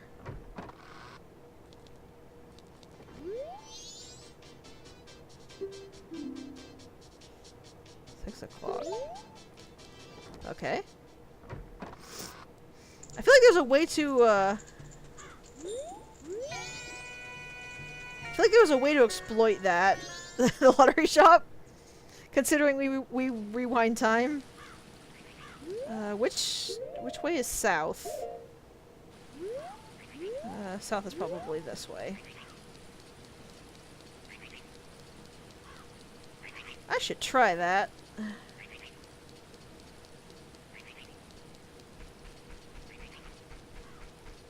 Look, I forgot to get the stupid maps, okay? I don't want to talk to the weird ferryman.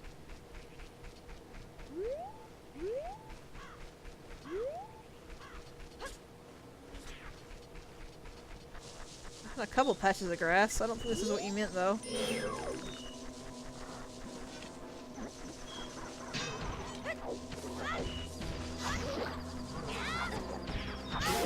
Why did that hurt you?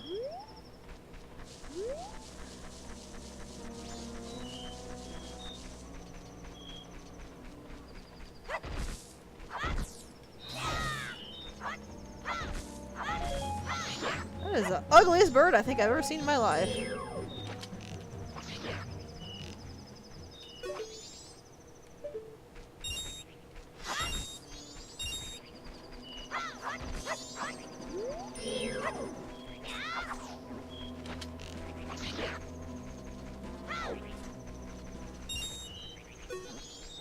Go away. Okay, butterflies.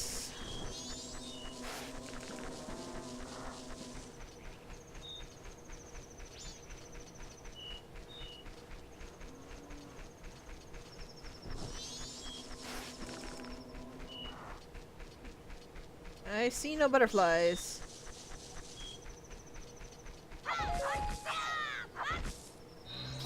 After I get the bomb bags, I think I am going to take a second, just buy all the maps I can from Tingle. Tree, I just... Really? Where? Oh! Okay. I fell into a hole.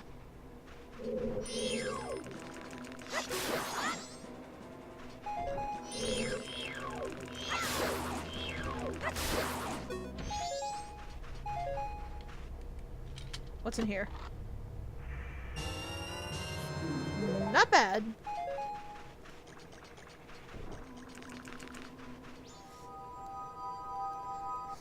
Not like I actually picked the hole. I just kind of walked into the grass and suddenly I fell down a hole.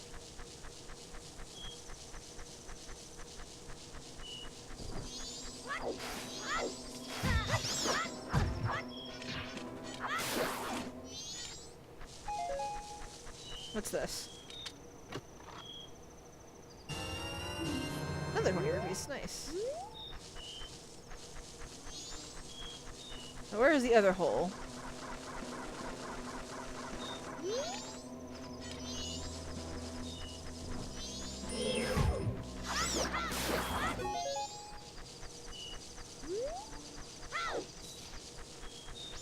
This is kind of mean considering I can't see worth a crud in this thing. I just kind of have to wander back and forth.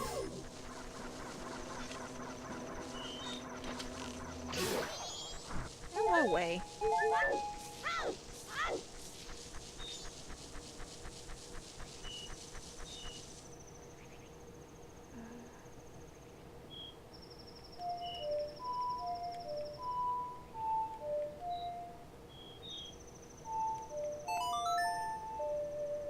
Oops, I accidentally I played it the right way.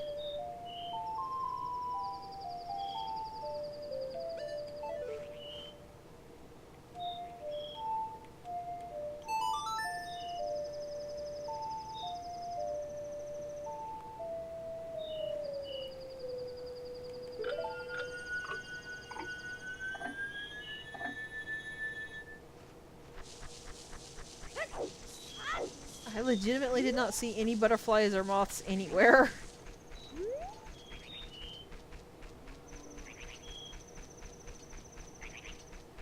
Why is there a hole on the side of Clock Town?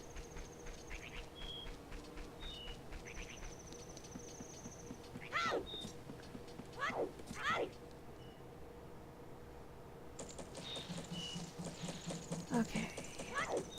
Let's go deposit the money we have, pull out 200 and see what we can buy.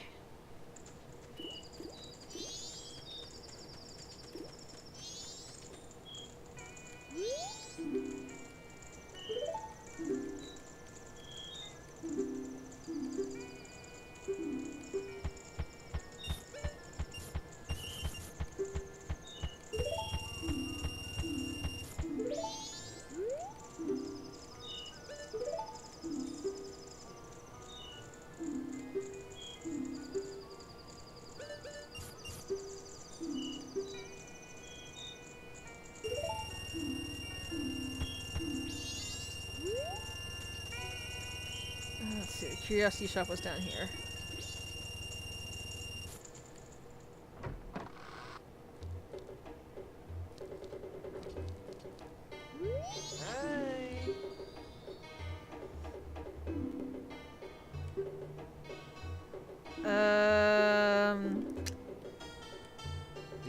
Bomb bag ain't here.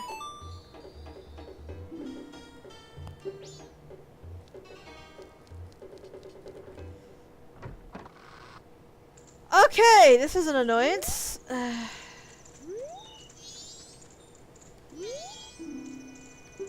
No, you can get it on the first night. I know you can get it on the first night. Maybe you can only get it on the first night.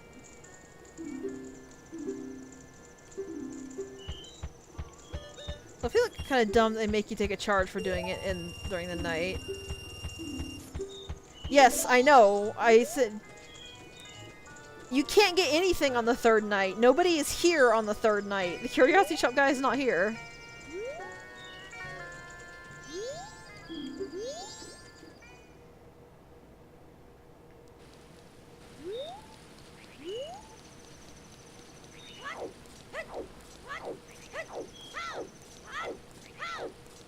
Maverick, did you lie to me? Is it actually tied to that event I was thinking of?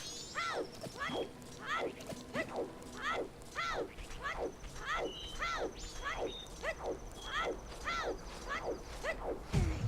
I think the thing I want is around here somewhere. As soon as it turns midnight. So you lied to me! I see how it is.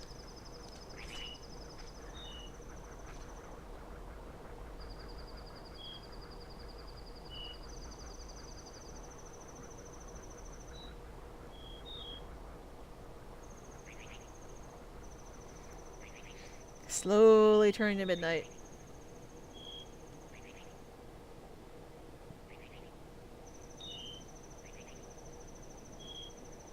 Okay, so where's the bomb bag? Do I just buy a bomb? Because I checked in the bomb shop and it didn't look like they had the bag on sale. Just bombs and bomb chews.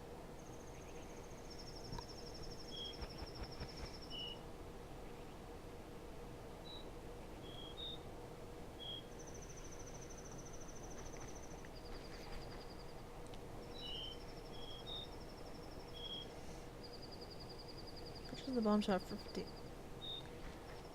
I'll check when I reset the cycle then. 'Cause I don't think it's open at night. And I don't think they're here on the third day. And either I'm not in the right spot or the thing I was thinking of only happens on night one. They are open on the third day. Okay. What's down here? Creepiness. Creepiness is down here. Alright, I'll just go back, pull out 50 bombs, and just grab it from the bomb shop then. I can't talk to them! I don't have the mask!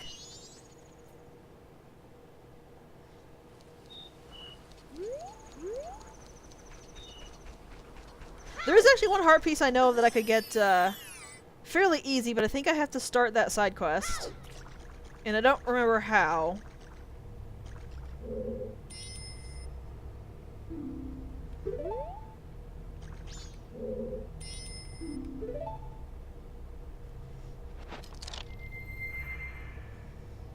What was a Sonata Awakening? I'm never gonna remember any of these songs. Up left, down right, A. Up left, A, right A.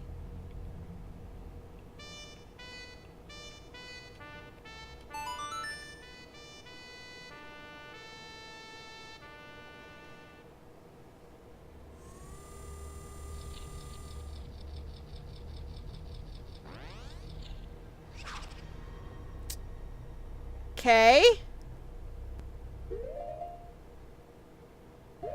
Guess need the other 4 area songs. Yeah, how do I... Actually, I think if I'm quick, I can get what I need to start that right now, as a matter of fact.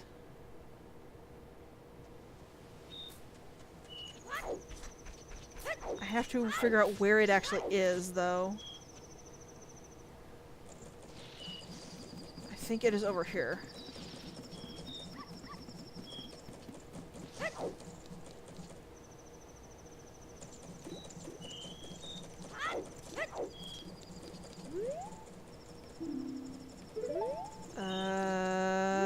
Maybe not.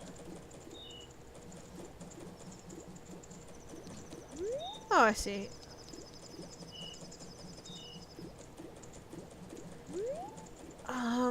Okay, basically, I need the mask that little kid is wearing to get another heart piece. But in order to get the kid's mask, I have to get a different mask and show it to the, Anju, the inn lady. And I don't remember how I get that other mask. I thought it was by going into the bar, because that's an alcohol bar. But I need another mask to go into the bar, and I don't remember where I get that. Okay. I do really like this game, but it is really easy to get lost. Because a lot of things are chained together. It's called Majora's Mask! What did you expect?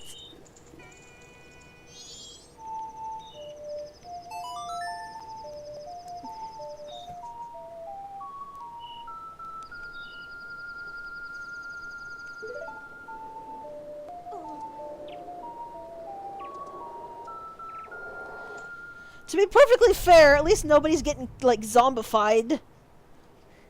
Sorta. Kinda.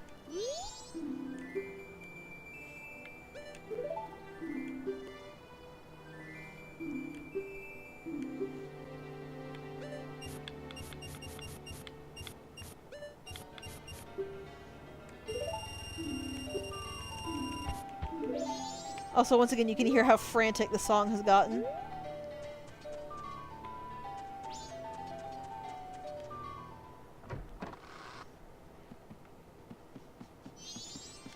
Oh, it's right there. I thought that was another bomb for some reason.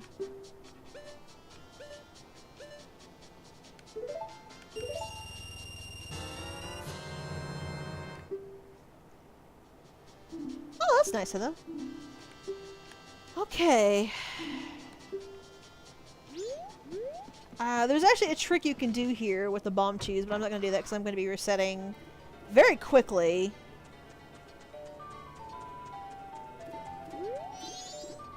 But I still have time, and I'm going to make use of that time.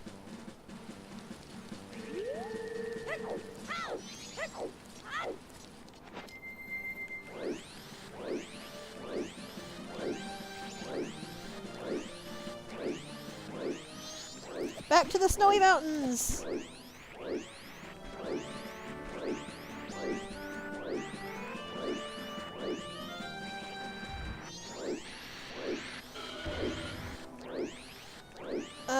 Interesting. I might do that when we're done here.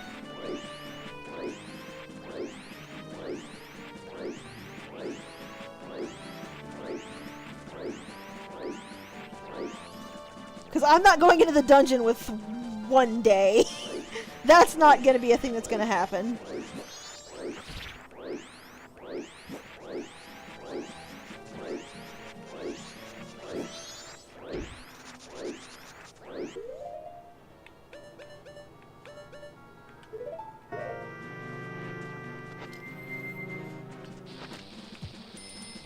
Excuse me.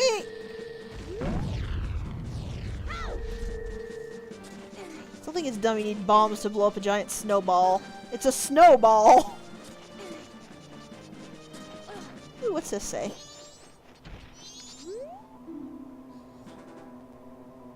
Beware of blizzards and deep snow. Gorons should be able to break the snow boulders easily. How much is the bomb... is the curiosity shop upgrade gonna... Oh god! Gonna cost me. Oh, it still worked. Link, go up the slope. For not really anything, but okay.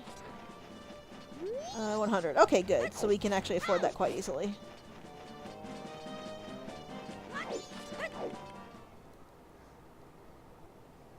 So welcome to the mountain village.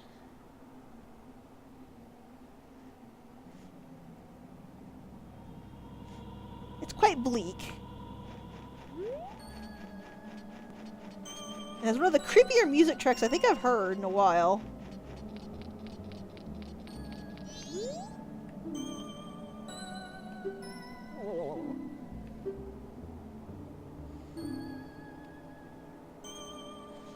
Oh, it's still very doomy music.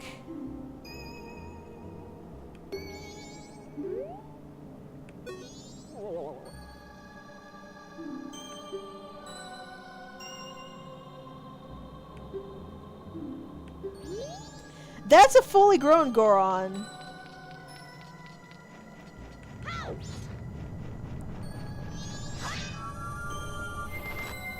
He's not tiny, he's just up really high. He just looks small because, remember, A, Link is bigger than he was in Ocarina of Time, and he's actually a lot higher than we are. I'm gonna go ahead and say it is, the problem with the mountain village here is that, it's not supposed to be this cold. Also, this dude is horrifying. But yeah, just as the swamp being poisoned was not supposed to be a thing, this place being this cold is not supposed to be a thing. The Gorons live here, and Gorons don't do snow, so this is essentially what was meant to be a volcanic area turned into ice.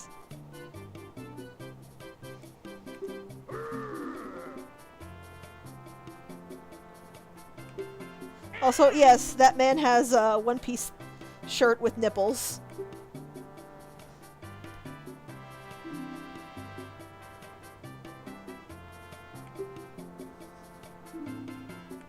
So what these guys can do is they can actually sharpen your sword, which makes it do more damage for about, I think, 200 hits?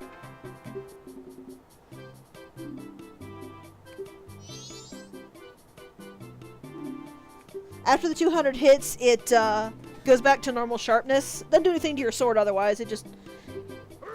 You just get the extra damage for about 200 swings. Unfortunately, you can technically, if you finish the boss fast enough, come down here, sharpen your sword, skip time, and then pick it up, because it takes a little while to do it.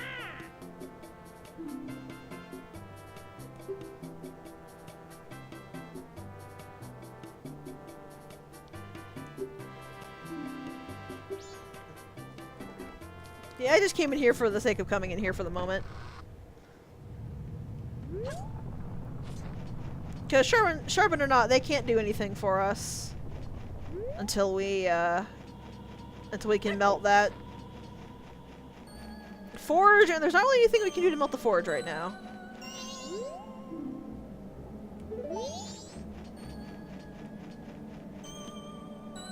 It's fine, we just gotta be careful.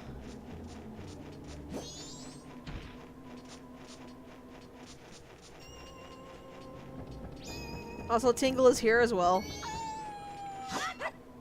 So are the dogs. There actually are things hidden underneath these giant snowbanks, but we will have a much less intensive, resource-intensive way to deal with them a little bit later.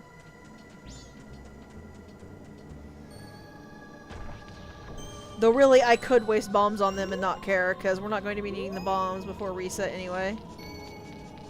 Also, oh yes, just so you can tell, this whole thing is ice. Link is sliding. It's a little annoying.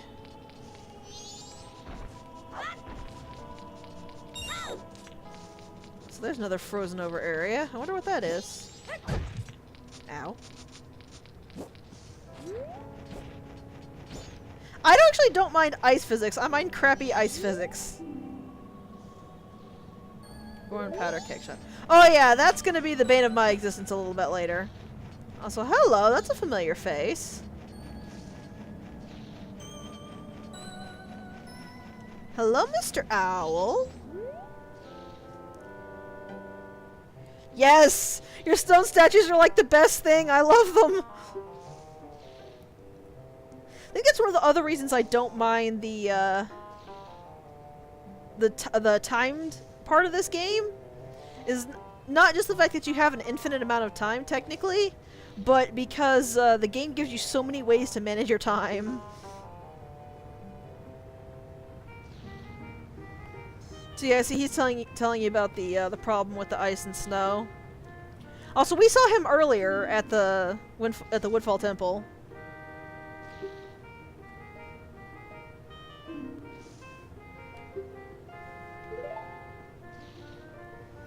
Of course, we'll proceed. We can't go back. Also, I'm not actually. I don't think Tottle is supposed to be present in these cutscenes and dashing around like she is, but it's kind of funny.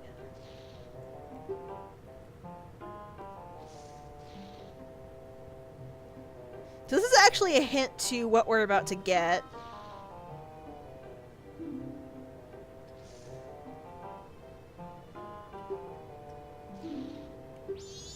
He is going to take to the sky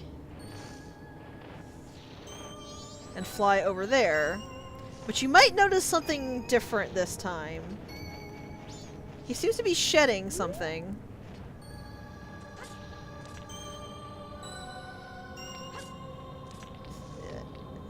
Yep, these are invisible platforms. They're invisible ice platforms, just to be a giant jerk.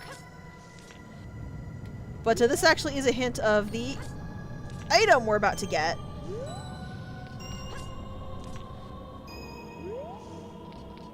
Also, you can't quite tell, but you have a lot more room for error on those platforms than it looks like you do. The feather is just dead center, but there's quite a bit of platform around them.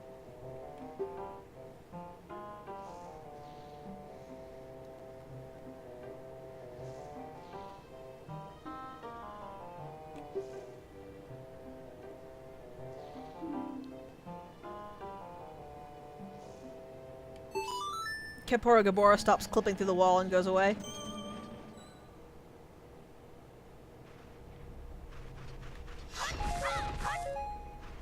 I don't know if bombing these things is going to do anything, but I'm going to try just because I can.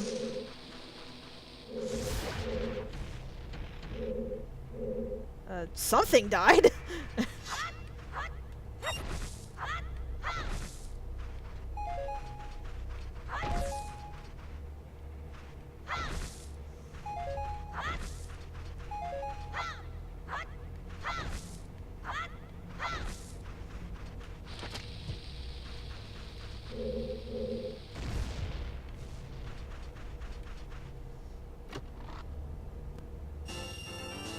Nice!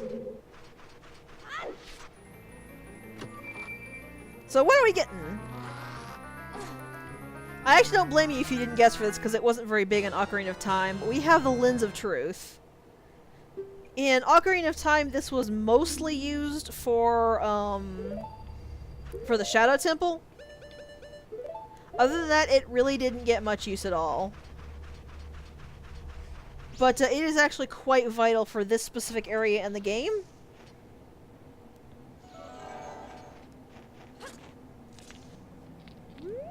Because Because we need it both. We need it both to see the platform so that we can get back. Oh, Link. But there's another thing that we needed it for. And a bit of an interesting terrain feature that you might have seen on the way here. But we have somebody here. Also note that our magic meter does not drain in the cutscene.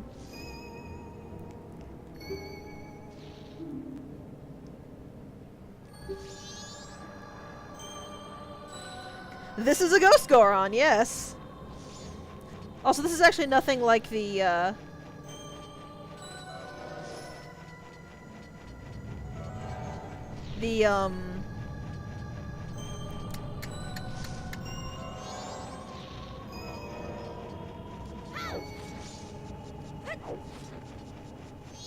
know it is. This is like the butler. We don't need to keep up with him, but... I honestly think that was just an unfortunate thing of the game. Because when we actually went up to talk to Kaepora Gaebora, that shadow was actually there. It was just a shadow that was spontaneously there for some reason. This has actually happened to me in every version of Majora's Mask I've played. Whether it was the cartridge or it was on the virtual console or whatever, every single version of Majora's Mask has shown his shadow, so... maybe it's intentional to make it easier to follow him so you're not draining your magic power like mad?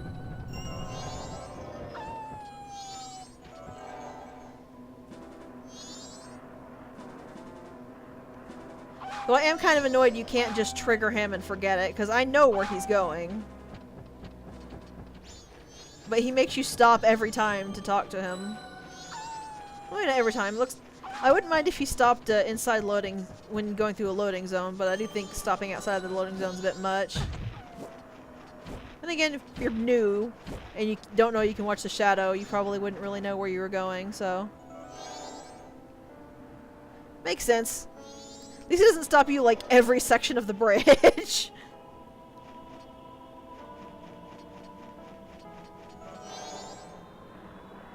So you might have caught a glimpse of it there. But when I came out of the smithy, I walked completely past this area without looking at it. It doesn't really look like much at first, but... yeah, there is actually a hidden ladder all the way up it. Also, Link can freely swim in the water.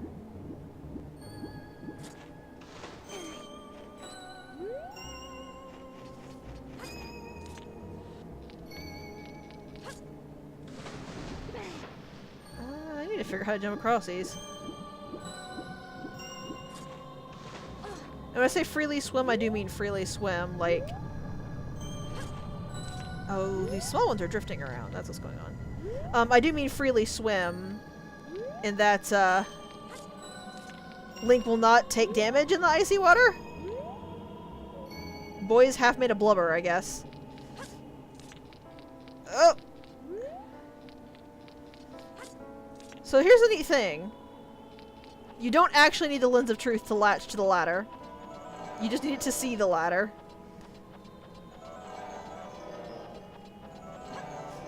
That can be a problem if you're not careful, though.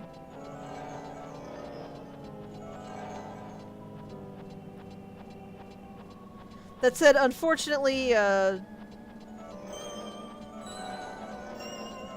the depression of many speedrunners, there's actually no way to skip the city.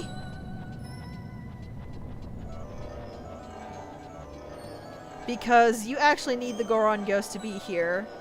And even if you can skip looking at the ladder, you can't skip the ghost himself. He will not be in this next area if you did not see him in the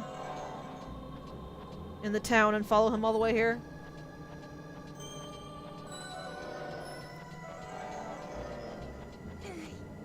Also, yeah, this is why they said this place is a problem. Look at that. That Goron is frozen solid and probably dead.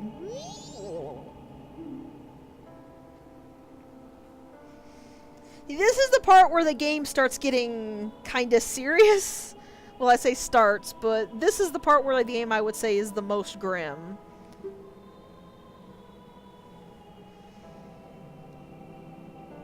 And it's just gonna get grimmer.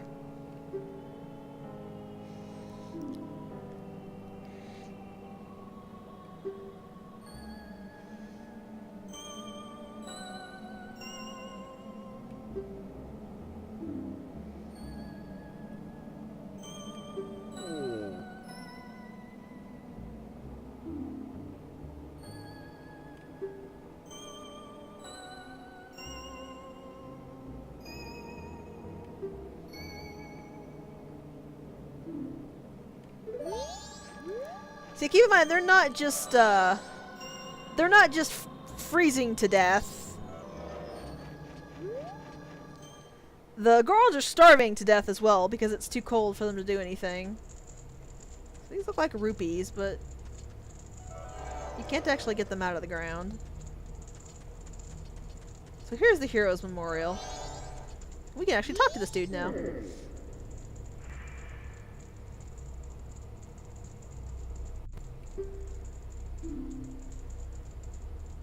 He's very tattooed for a Goron, but I approve. This is Darmani. He's dead. He is definitely dead.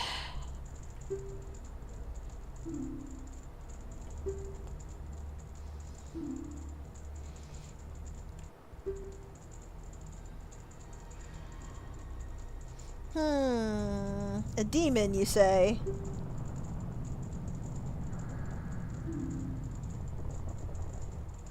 I think what he's saying is that I've never been fully clear, but I think he died from falling. He got blown so far down, his neck snapped or something.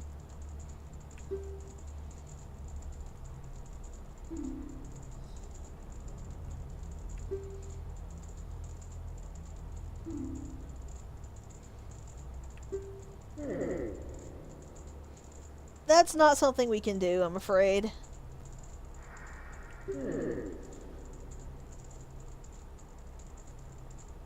I do really like this dude, though.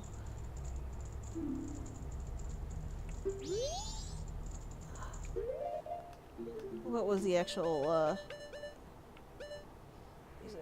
Right, left down, right, left down. Or left, right, down, left, right, down.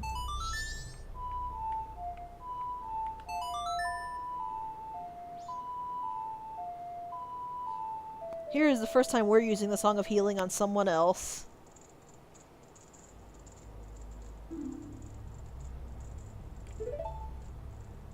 I do too.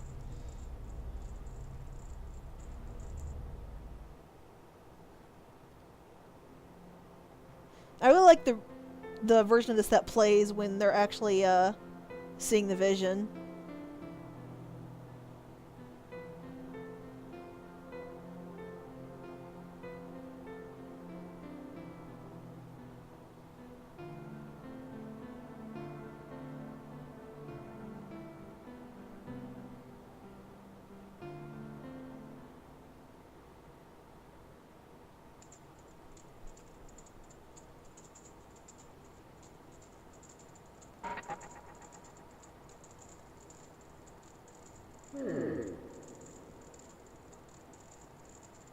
Sort of.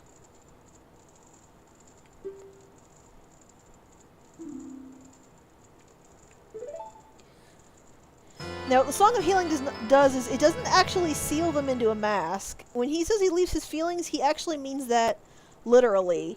His feelings have actually been put into this mask, which allows him to take a form almost identical to his. But the form is actually tailored a little bit to Link as well. He looks similar enough that they mistake him for this guy. But Link has his own spin on it, and I will show you. First, however, well, we got another cutscene to watch.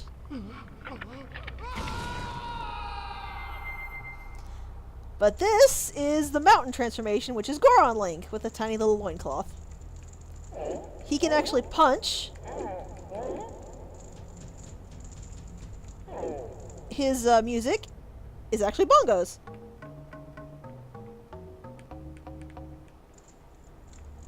And you might notice the curl thing there. We can do this! And yes, this moves very quickly.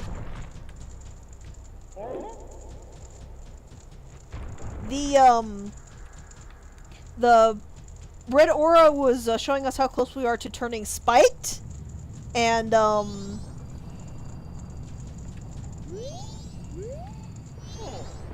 and using up magic. When you turn spiked, you use up your magic. So you kind of want to not do that.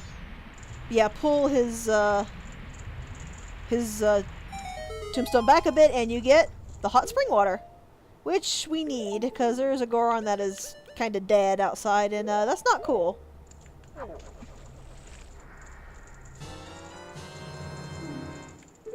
Also, note that thing before it cools. The spring water actually will cool down over time. And it will go back to normal spring water. You see what I mean when it says they mistake us for him?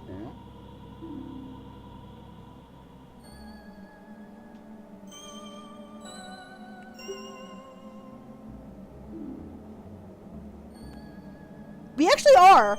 We're not quite as heavily tattooed, but we do have tattoos on our arms. See? They're like little... I'm not really... I think that's actually the symbol on, Oops, too close. I think it's actually the symbol on our shield that's on our arm. You, stop being frozen.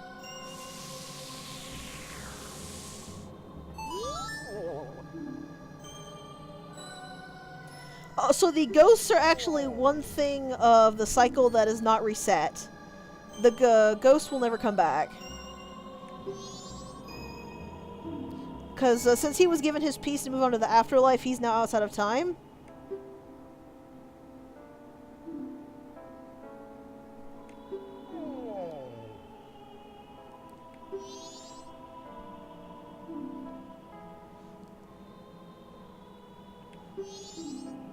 I am kind of sad that this one is the second dungeon you go to. I really wish the ocean one was, because I find that mask far more fun to play with. But, what you gonna do?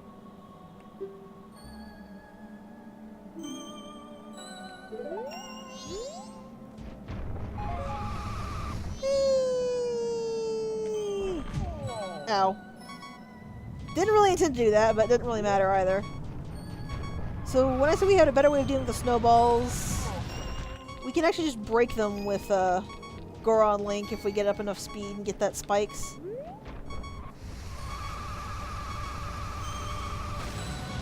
Like that!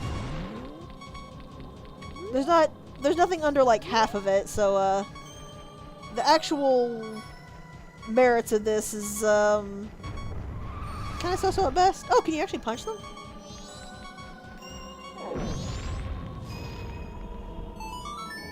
Here's another frozen Goron, and this one looks very old. But, he'll get help later, because we've got some, we're kind of busy.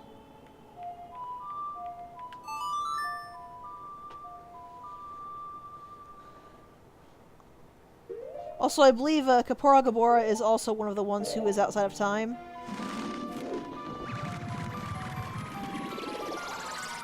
So he will never reappear in those spots as well, no matter how many cycles he reset. That one guy up there will be refrozen though, so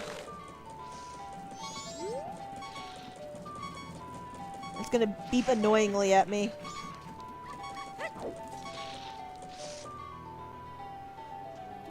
Why?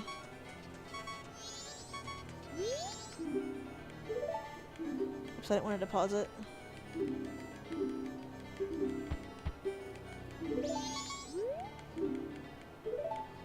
Keep mashing too fast.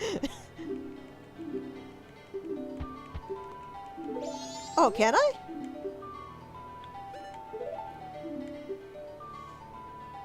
I wasn't trying to be like condescending or rude. I was just like, I was gonna turn time up, so I was like, oh, why do I need to go out?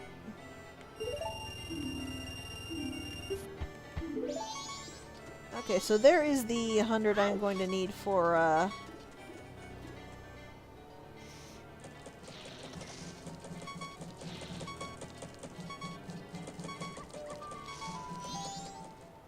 the bomb bag. Also, you notice the guard is Looks like he's kind of praying now. I don't know what way west is. Can you give me an idea of what I'm looking for?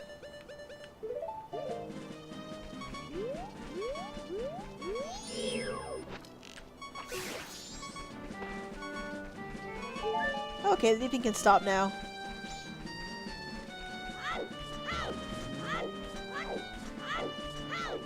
Oh, I know. I actually know exactly what Oh, I don't know what mask you're talking about. I'm actually gonna check and see if there is a mask I can get that I am thinking of. Also, look at the horrifying mice, Pie. They have bombs on their tail. These things have an actual name, but God if I know what it is.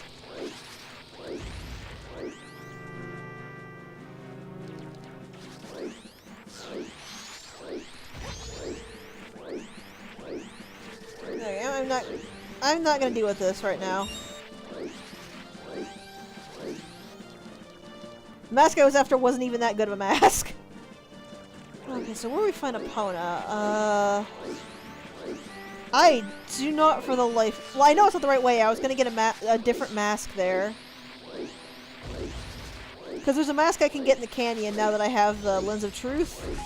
But I don't remember where it is, and I'm not willing to deal with the bomb chews on 1 1/4 hearts. The problem is I don't remember the way you have to go to get to Epona, but I'm gonna see if I can find it.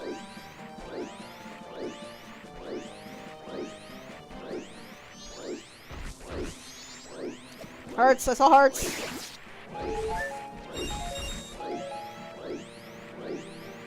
Actually, I think it's down this marked path over here.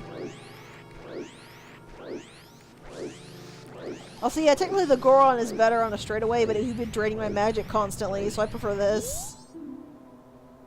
Yeah, the Romani Ranch is where we need to, is where Epona is, and when we get her, it's a pain in the patooker to get into, though. And I mean a huge pain to get into.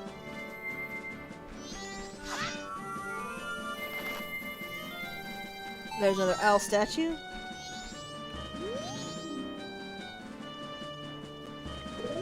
There's the horseback riding track, which we can't do right now because, well, we're lacking in a specific equine animal.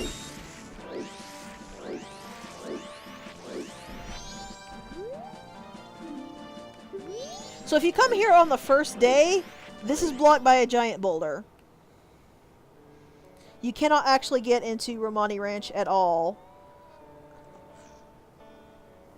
So like, if you come here on, I believe it's the second day on, then the boulder is gone because he removed the boulder. It might only be the third day, but, there's a problem with that.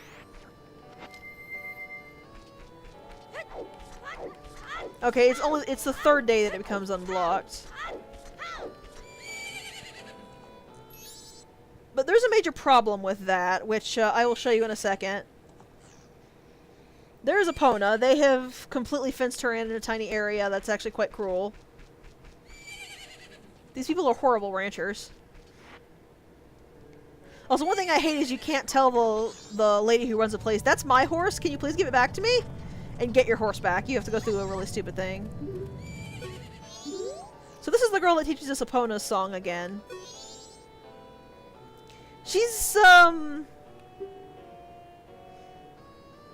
something kind of wrong with her. As you can probably tell.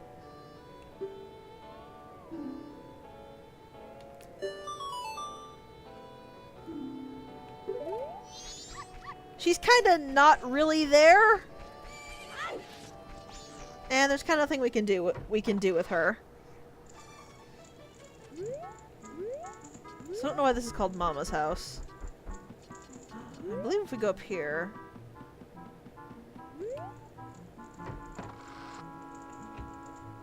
this is the... Okay. I don't know where she is, but Romani has an older sister. They actually use Malin's two models. The little Romani is Malin's child model, and the big And the big sister is Malon's adult model. Which I thought was kind of interesting way to do things. I don't know her sister's name though. Crimea, yes, thank you. Ah, here she is.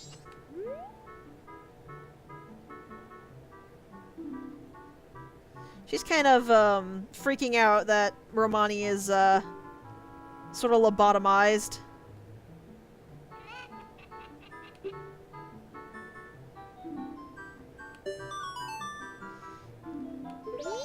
So yeah, this is a ranch with no cows, and you could, like, try to guess as much as you want.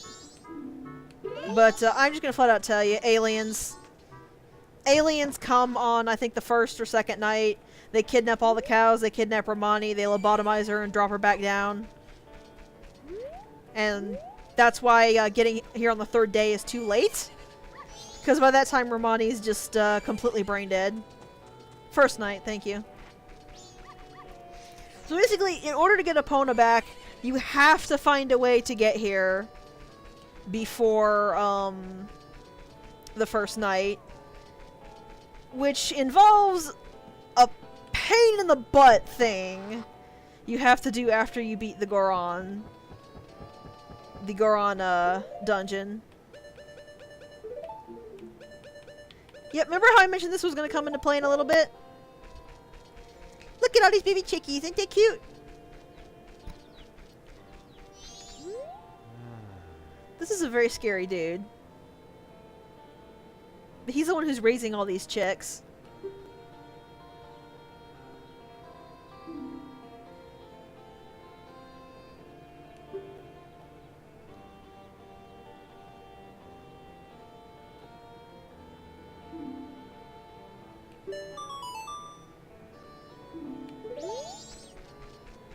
So remember I had a marching thing, right? Watch this.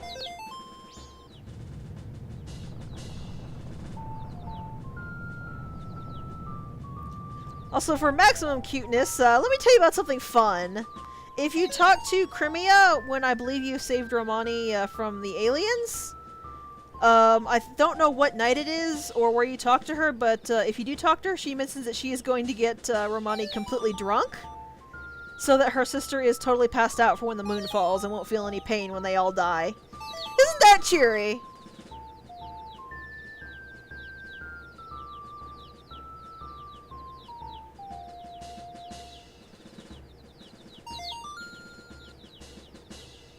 There's actually quite a few chicks. I don't know where they all are.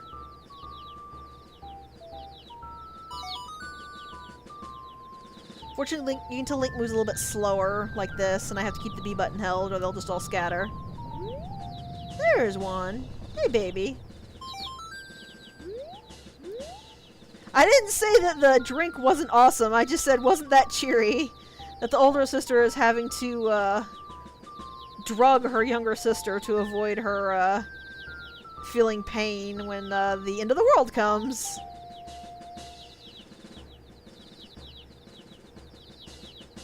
This is just that kind of game. Thought I saw one over here besides this one, but I guess not. How many do I have? I can't count because they're bouncing. There's another one over this way. Then this is the last one.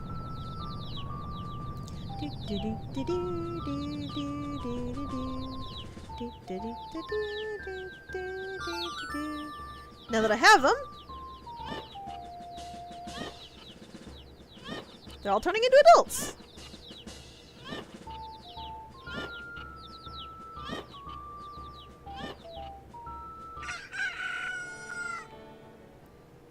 All of them are chickens now.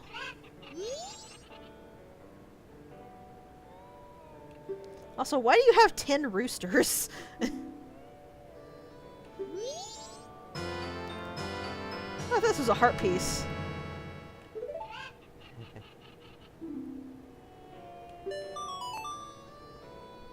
They fill the wishes of youth.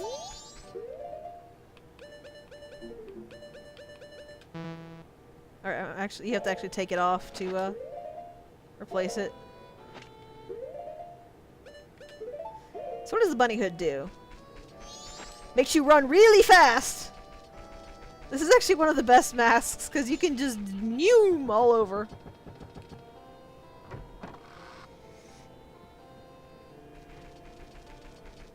Zoom! What's in here? Oh yeah, this is the doggy racetrack where you can bet rupees to try to win. If you have the mask that lets you talk to animals, you can actually talk to the dogs and see how they feel. There's no guarantee though. So look at that big old moon. Okay. I still have some time left before night, so I am going to head over and see if I can get that one mask I was thinking of. Yeah, I'll have to do that eventually. It'll probably be another off-screen thing. I'll show it once when we actually get here properly. And then when trying to get like the actual heart piece and stuff, I'll just do it off screen because it's kind of luck based and it's not overly fun because of that. I'm okay. I kind of wish they had just listed it as a rupee gathering thing and didn't stick a heart piece in it, because I think it would have made it a lot less irritating. That'd be over this way, wouldn't it?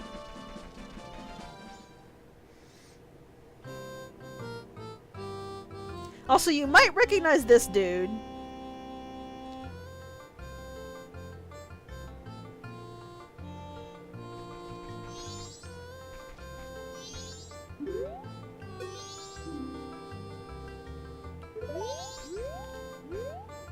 Wait, what? Oh, I guess I gotta go the other way.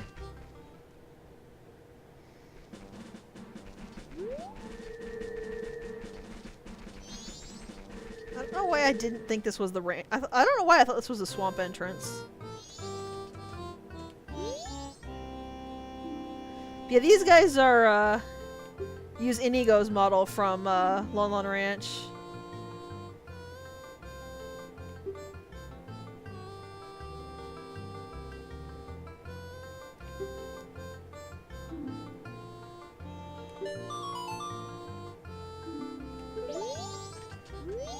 Inigo was the one who you had to race to keep Epona.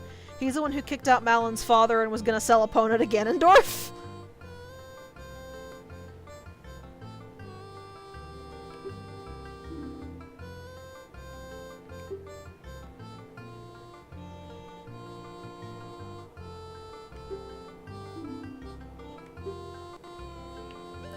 I'm actually not interested in the milk. Not because it's bad milk, it's actually good milk. I just am gonna immediately lose it when I reset.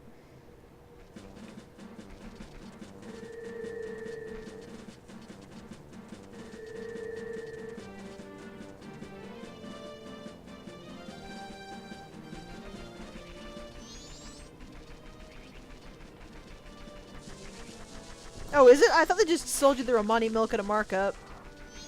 I didn't realize it was actually, worse milk.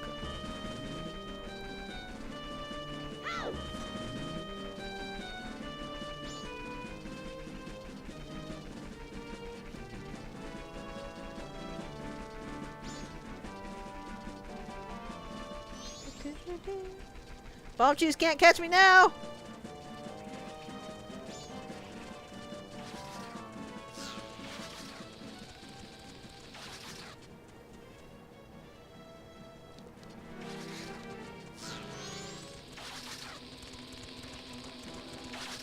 Goodbye!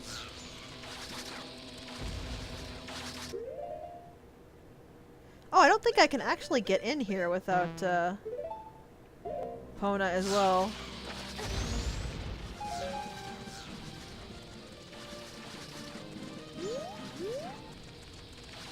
Oh, this is gonna hurt.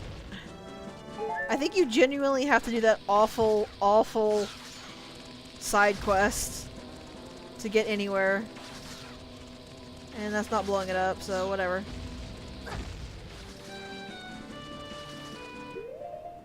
Alright, I am done messing around. There's not really anything else to do.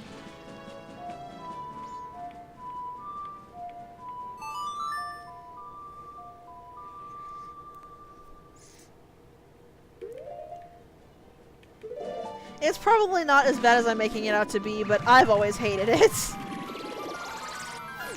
I might look up the speed run again at some point, because they had a way of doing it that was just almost offensively easy.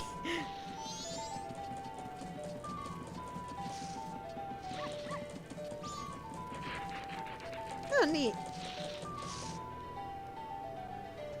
I forgot Link's shield is magic and blocks bombs, even though it's, Okay. So we're gonna skip to night of the final day. Also, if I remember correctly, all of the people from Clocktown are taking refuge in, the Romani Ranch.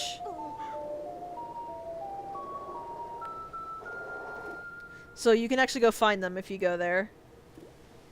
Not that it's really gonna do them much good, but, you know.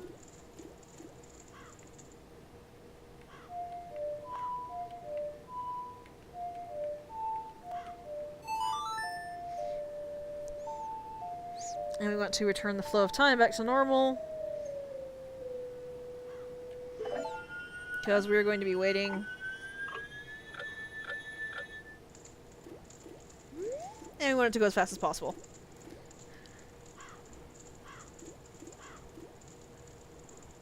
Unfortunately, there's no way to skip just a couple of hours. You just kind of have to sit and wait. There's not really anything else that I can do. Because by the time you get to the final night, there's basically nothing left. The side quest I'm tempted to just say the name of, so I can stop calling it side quest. There are some stuff you need to do on the final night, but I really think that's it. I don't think there's anything you can really do for like heart pieces or anything once you get to the final night. At that point, it's just a matter of waiting until the clock tower opens up and you can go up to Skull Kid. Because of that, though, the final day and the final night are usually really good for dungeons for people who are speedrunning it like that and trying to do it in as few cycles as possible. Because since there's not really any scheduled stuff or NPCs.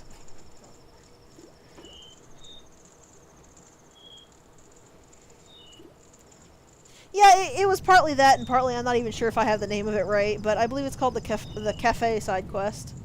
And that's not spelled how you would think it would be spelled. The little boy with the Keaton mask, which is what that yellow fox mask is called Cafe. And like I said, the side quest revolves around him, so it's the... Technically, I think everybody I've heard of is just called the Cafe side quest.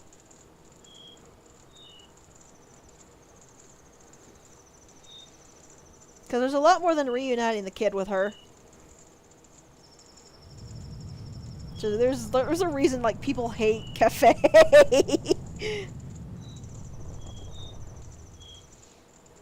And it's that side quest.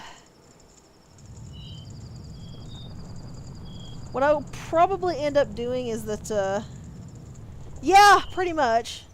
What I'll probably end up doing is, I will do that on the final cycle. When I hit the final cycle where I'm ready to go fight the final boss, I'll get all of the dungeons finished.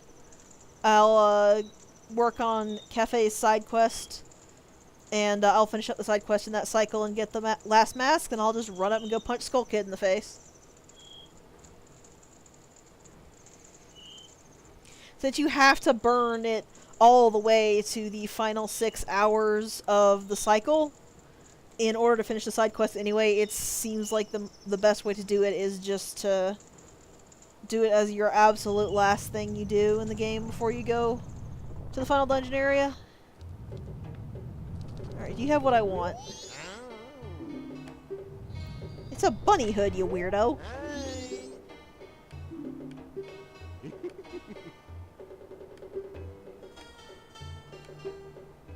Also, sorry, I skipped ahead of that a little too quickly, but Basically, they stole this from the bomb area, and we can buy it in the curiosity shop. I think you have to do this. I don't think you can buy it legitimately.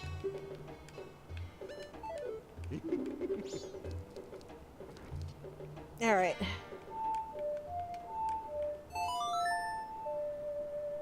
Really?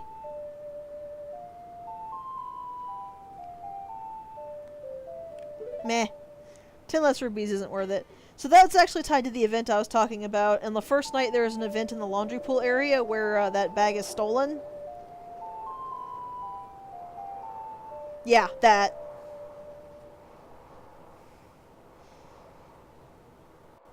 I will show off that event at some point because I think you get something from you get the bomb mask from her for doing it.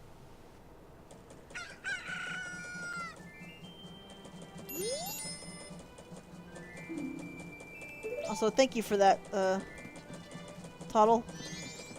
Alright, so... First of all, let's slow back time down again. Actually, I've been going for about 3 hours, so, I'll go ahead and cut it here, and we'll go ahead and take care of, Snowhead next time, and we'll see if we can do some more stuff. I'll see if I can get that heart piece from the dude off screen. So actually, I'll go ahead and show how Honey and Darling work before we go, because I might need to do those off screen as well.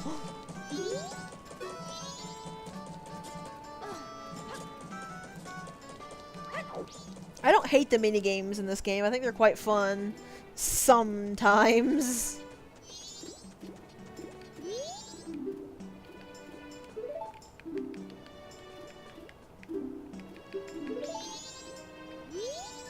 Yeah, I was like, I need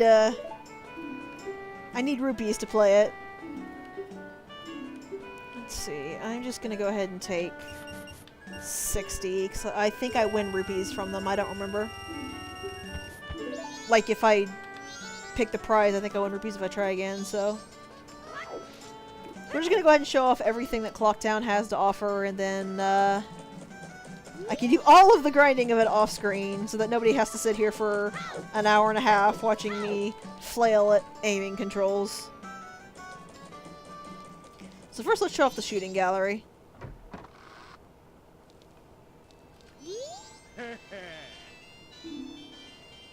This dude is kind of horrifying looking.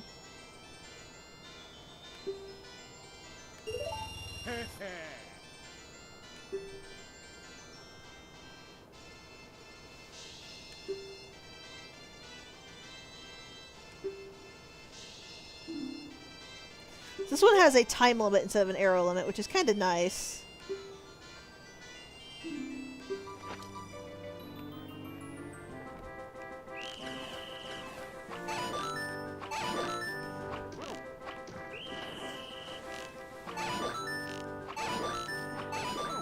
.40, by the way, I believe is getting a perfect score, which means you hit every red that pops up.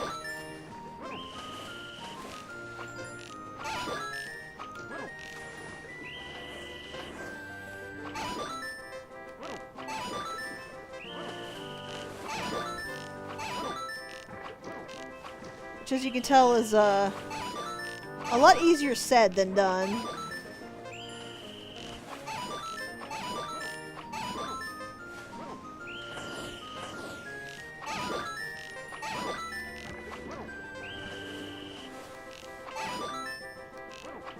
I said the patterns of these are set, so if you just memorize what goes where, then you can do it a lot easier.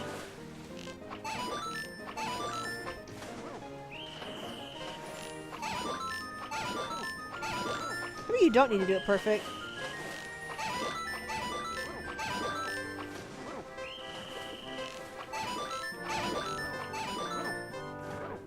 No, you do, because I missed 2 of them and I hit 38.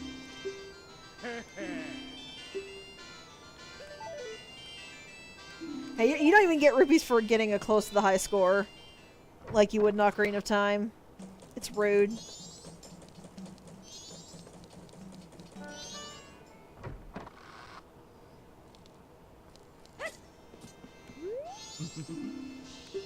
And these two are just completely,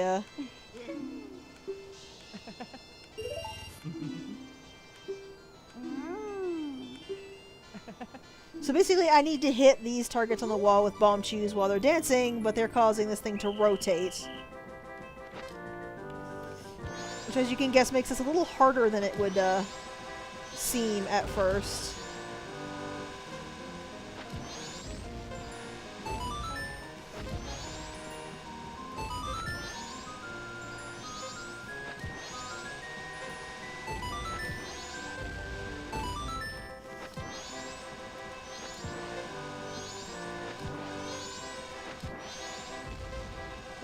You apparently essentially have unlimited bomb chews, so you could just... You can only have a certain amount up at a time, though.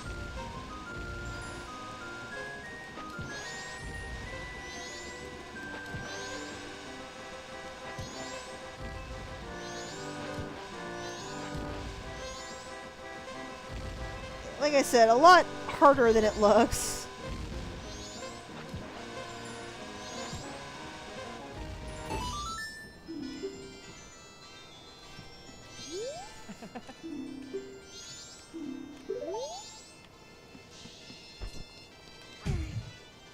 Smack my face right into it.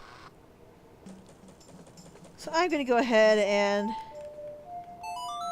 send us to Dawn of the second day and show you the game then, and then Dawn of the final day and show you the game then.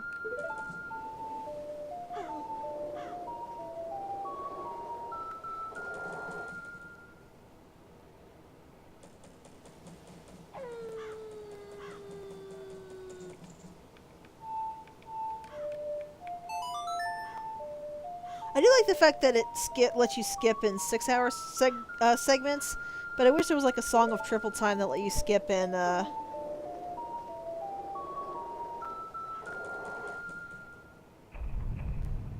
24-hour segments instead. Sorry, let's just give it 12-hour segments. I don't know why I said 6. So I'll get the dang chest, fine.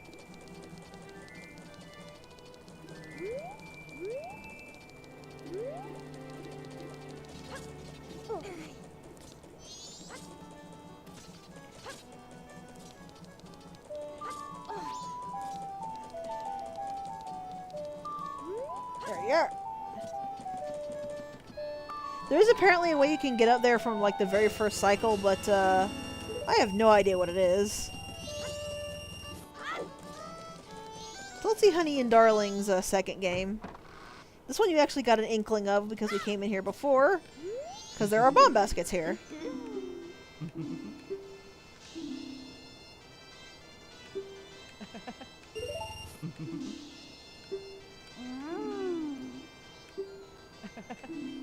This one is a bit more of a pain because you have to actually move to throw a bomb. If you aren't moving, Link drops it at his feet. And like they told you, if you fall off, your game is null and void.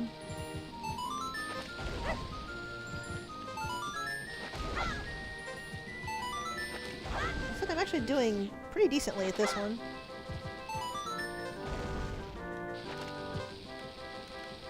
Link, throw it!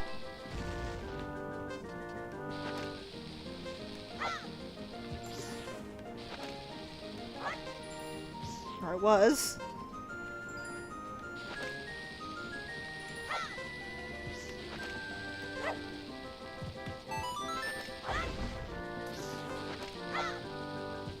Oh, come on, I actually had that one. Got it!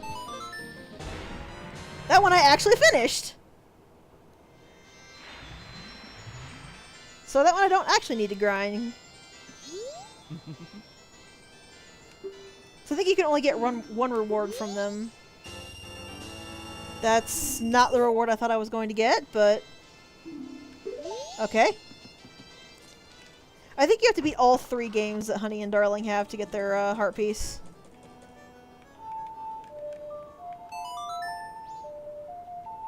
So let's see what their game is on the final day.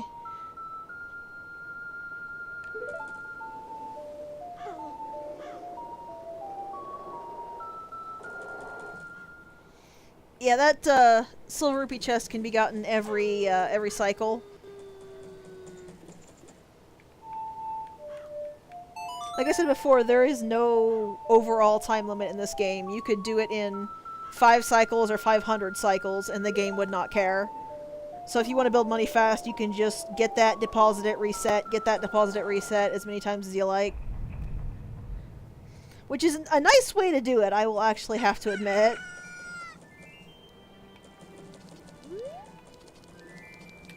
Also, as a better way to show it, you can see that the guards are praying there.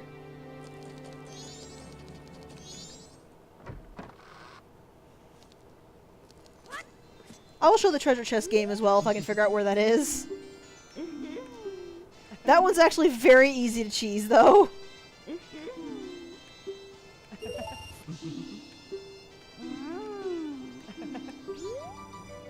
And it's same rules as ever. So this time you're shooting with a bow and you have to contend for the movement. Also, Honey and Darling will whine at you if you shoot them. I find this one a ton easier because you can just spam arrows.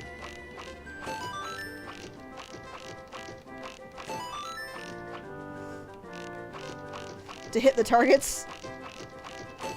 Since they didn't actually limit you in your ammo at all.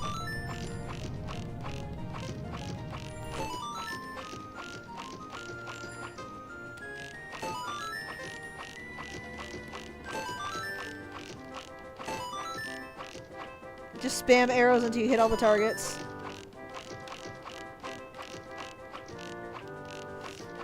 Keep shooting Honey and Darling in the crotch. Oh, it's right across the street. Okay. It should be another 50 rupees. Also, yes, you have to win all 3 games in one cycle to get the heart piece. There probably wasn't much oh,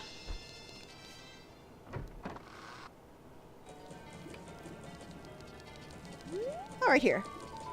There probably wasn't a whole lot of uncertainty around that. Oh, this isn't what I thought it was. Right, I need to actually do this as a Goron.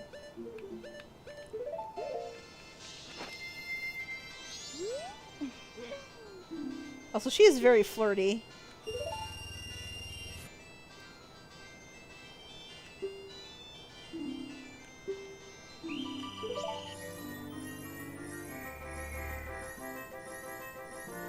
So this is, I think, a maze. Yeah. You basically have to find your way through the maze as quick as you can.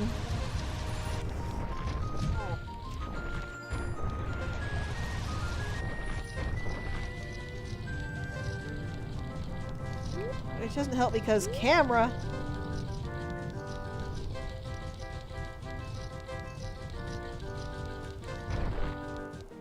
Thankfully, it's a fairly easy maze, so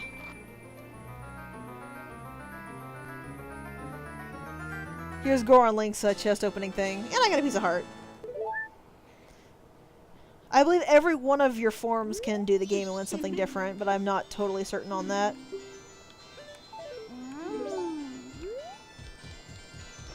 So those are all of the games. They eat rocks and they are rocks. Either way, not really a good time, lady.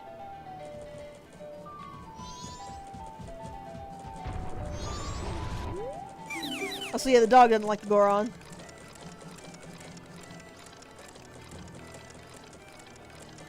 Are the other rewards just rupees, or are they like upgrades or something? Basically, are they worth doing?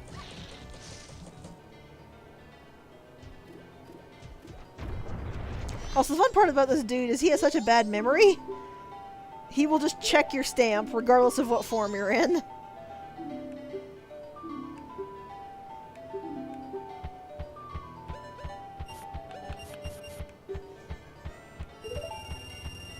Yeah, it's yep, ah, get away from me!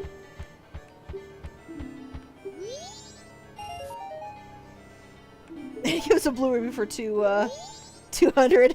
That's what they call interest. Alright, so I'm actually going to show out the bongos.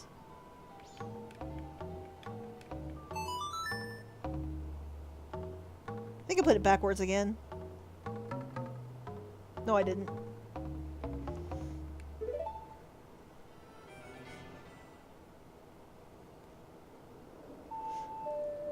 Also, whatever form you're in when you reset, you actually keep it in the reset image, and I believe you stay in that form when you reload time as well.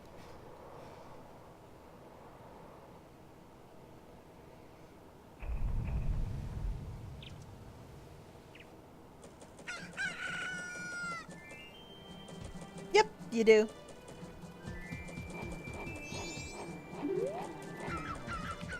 That's for terrorizing me as a Deku! Anyways, yeah, so next time we will deal with Snowhead Temple. We'll get my favorite transformation mask in the game, and we might clean up some more stuff. Get out of here, dumb dog. You wanna find out? I don't mind. You should do that before I actually cut the stream, so let's find out. So you see, if you're Goron, Link, or the other transformation, they will not stop you at all. You can just walk right past them. So apparently for the last two transformation masks, they have no dialogue because they don't try to stop you, because both masks make you look like an adult.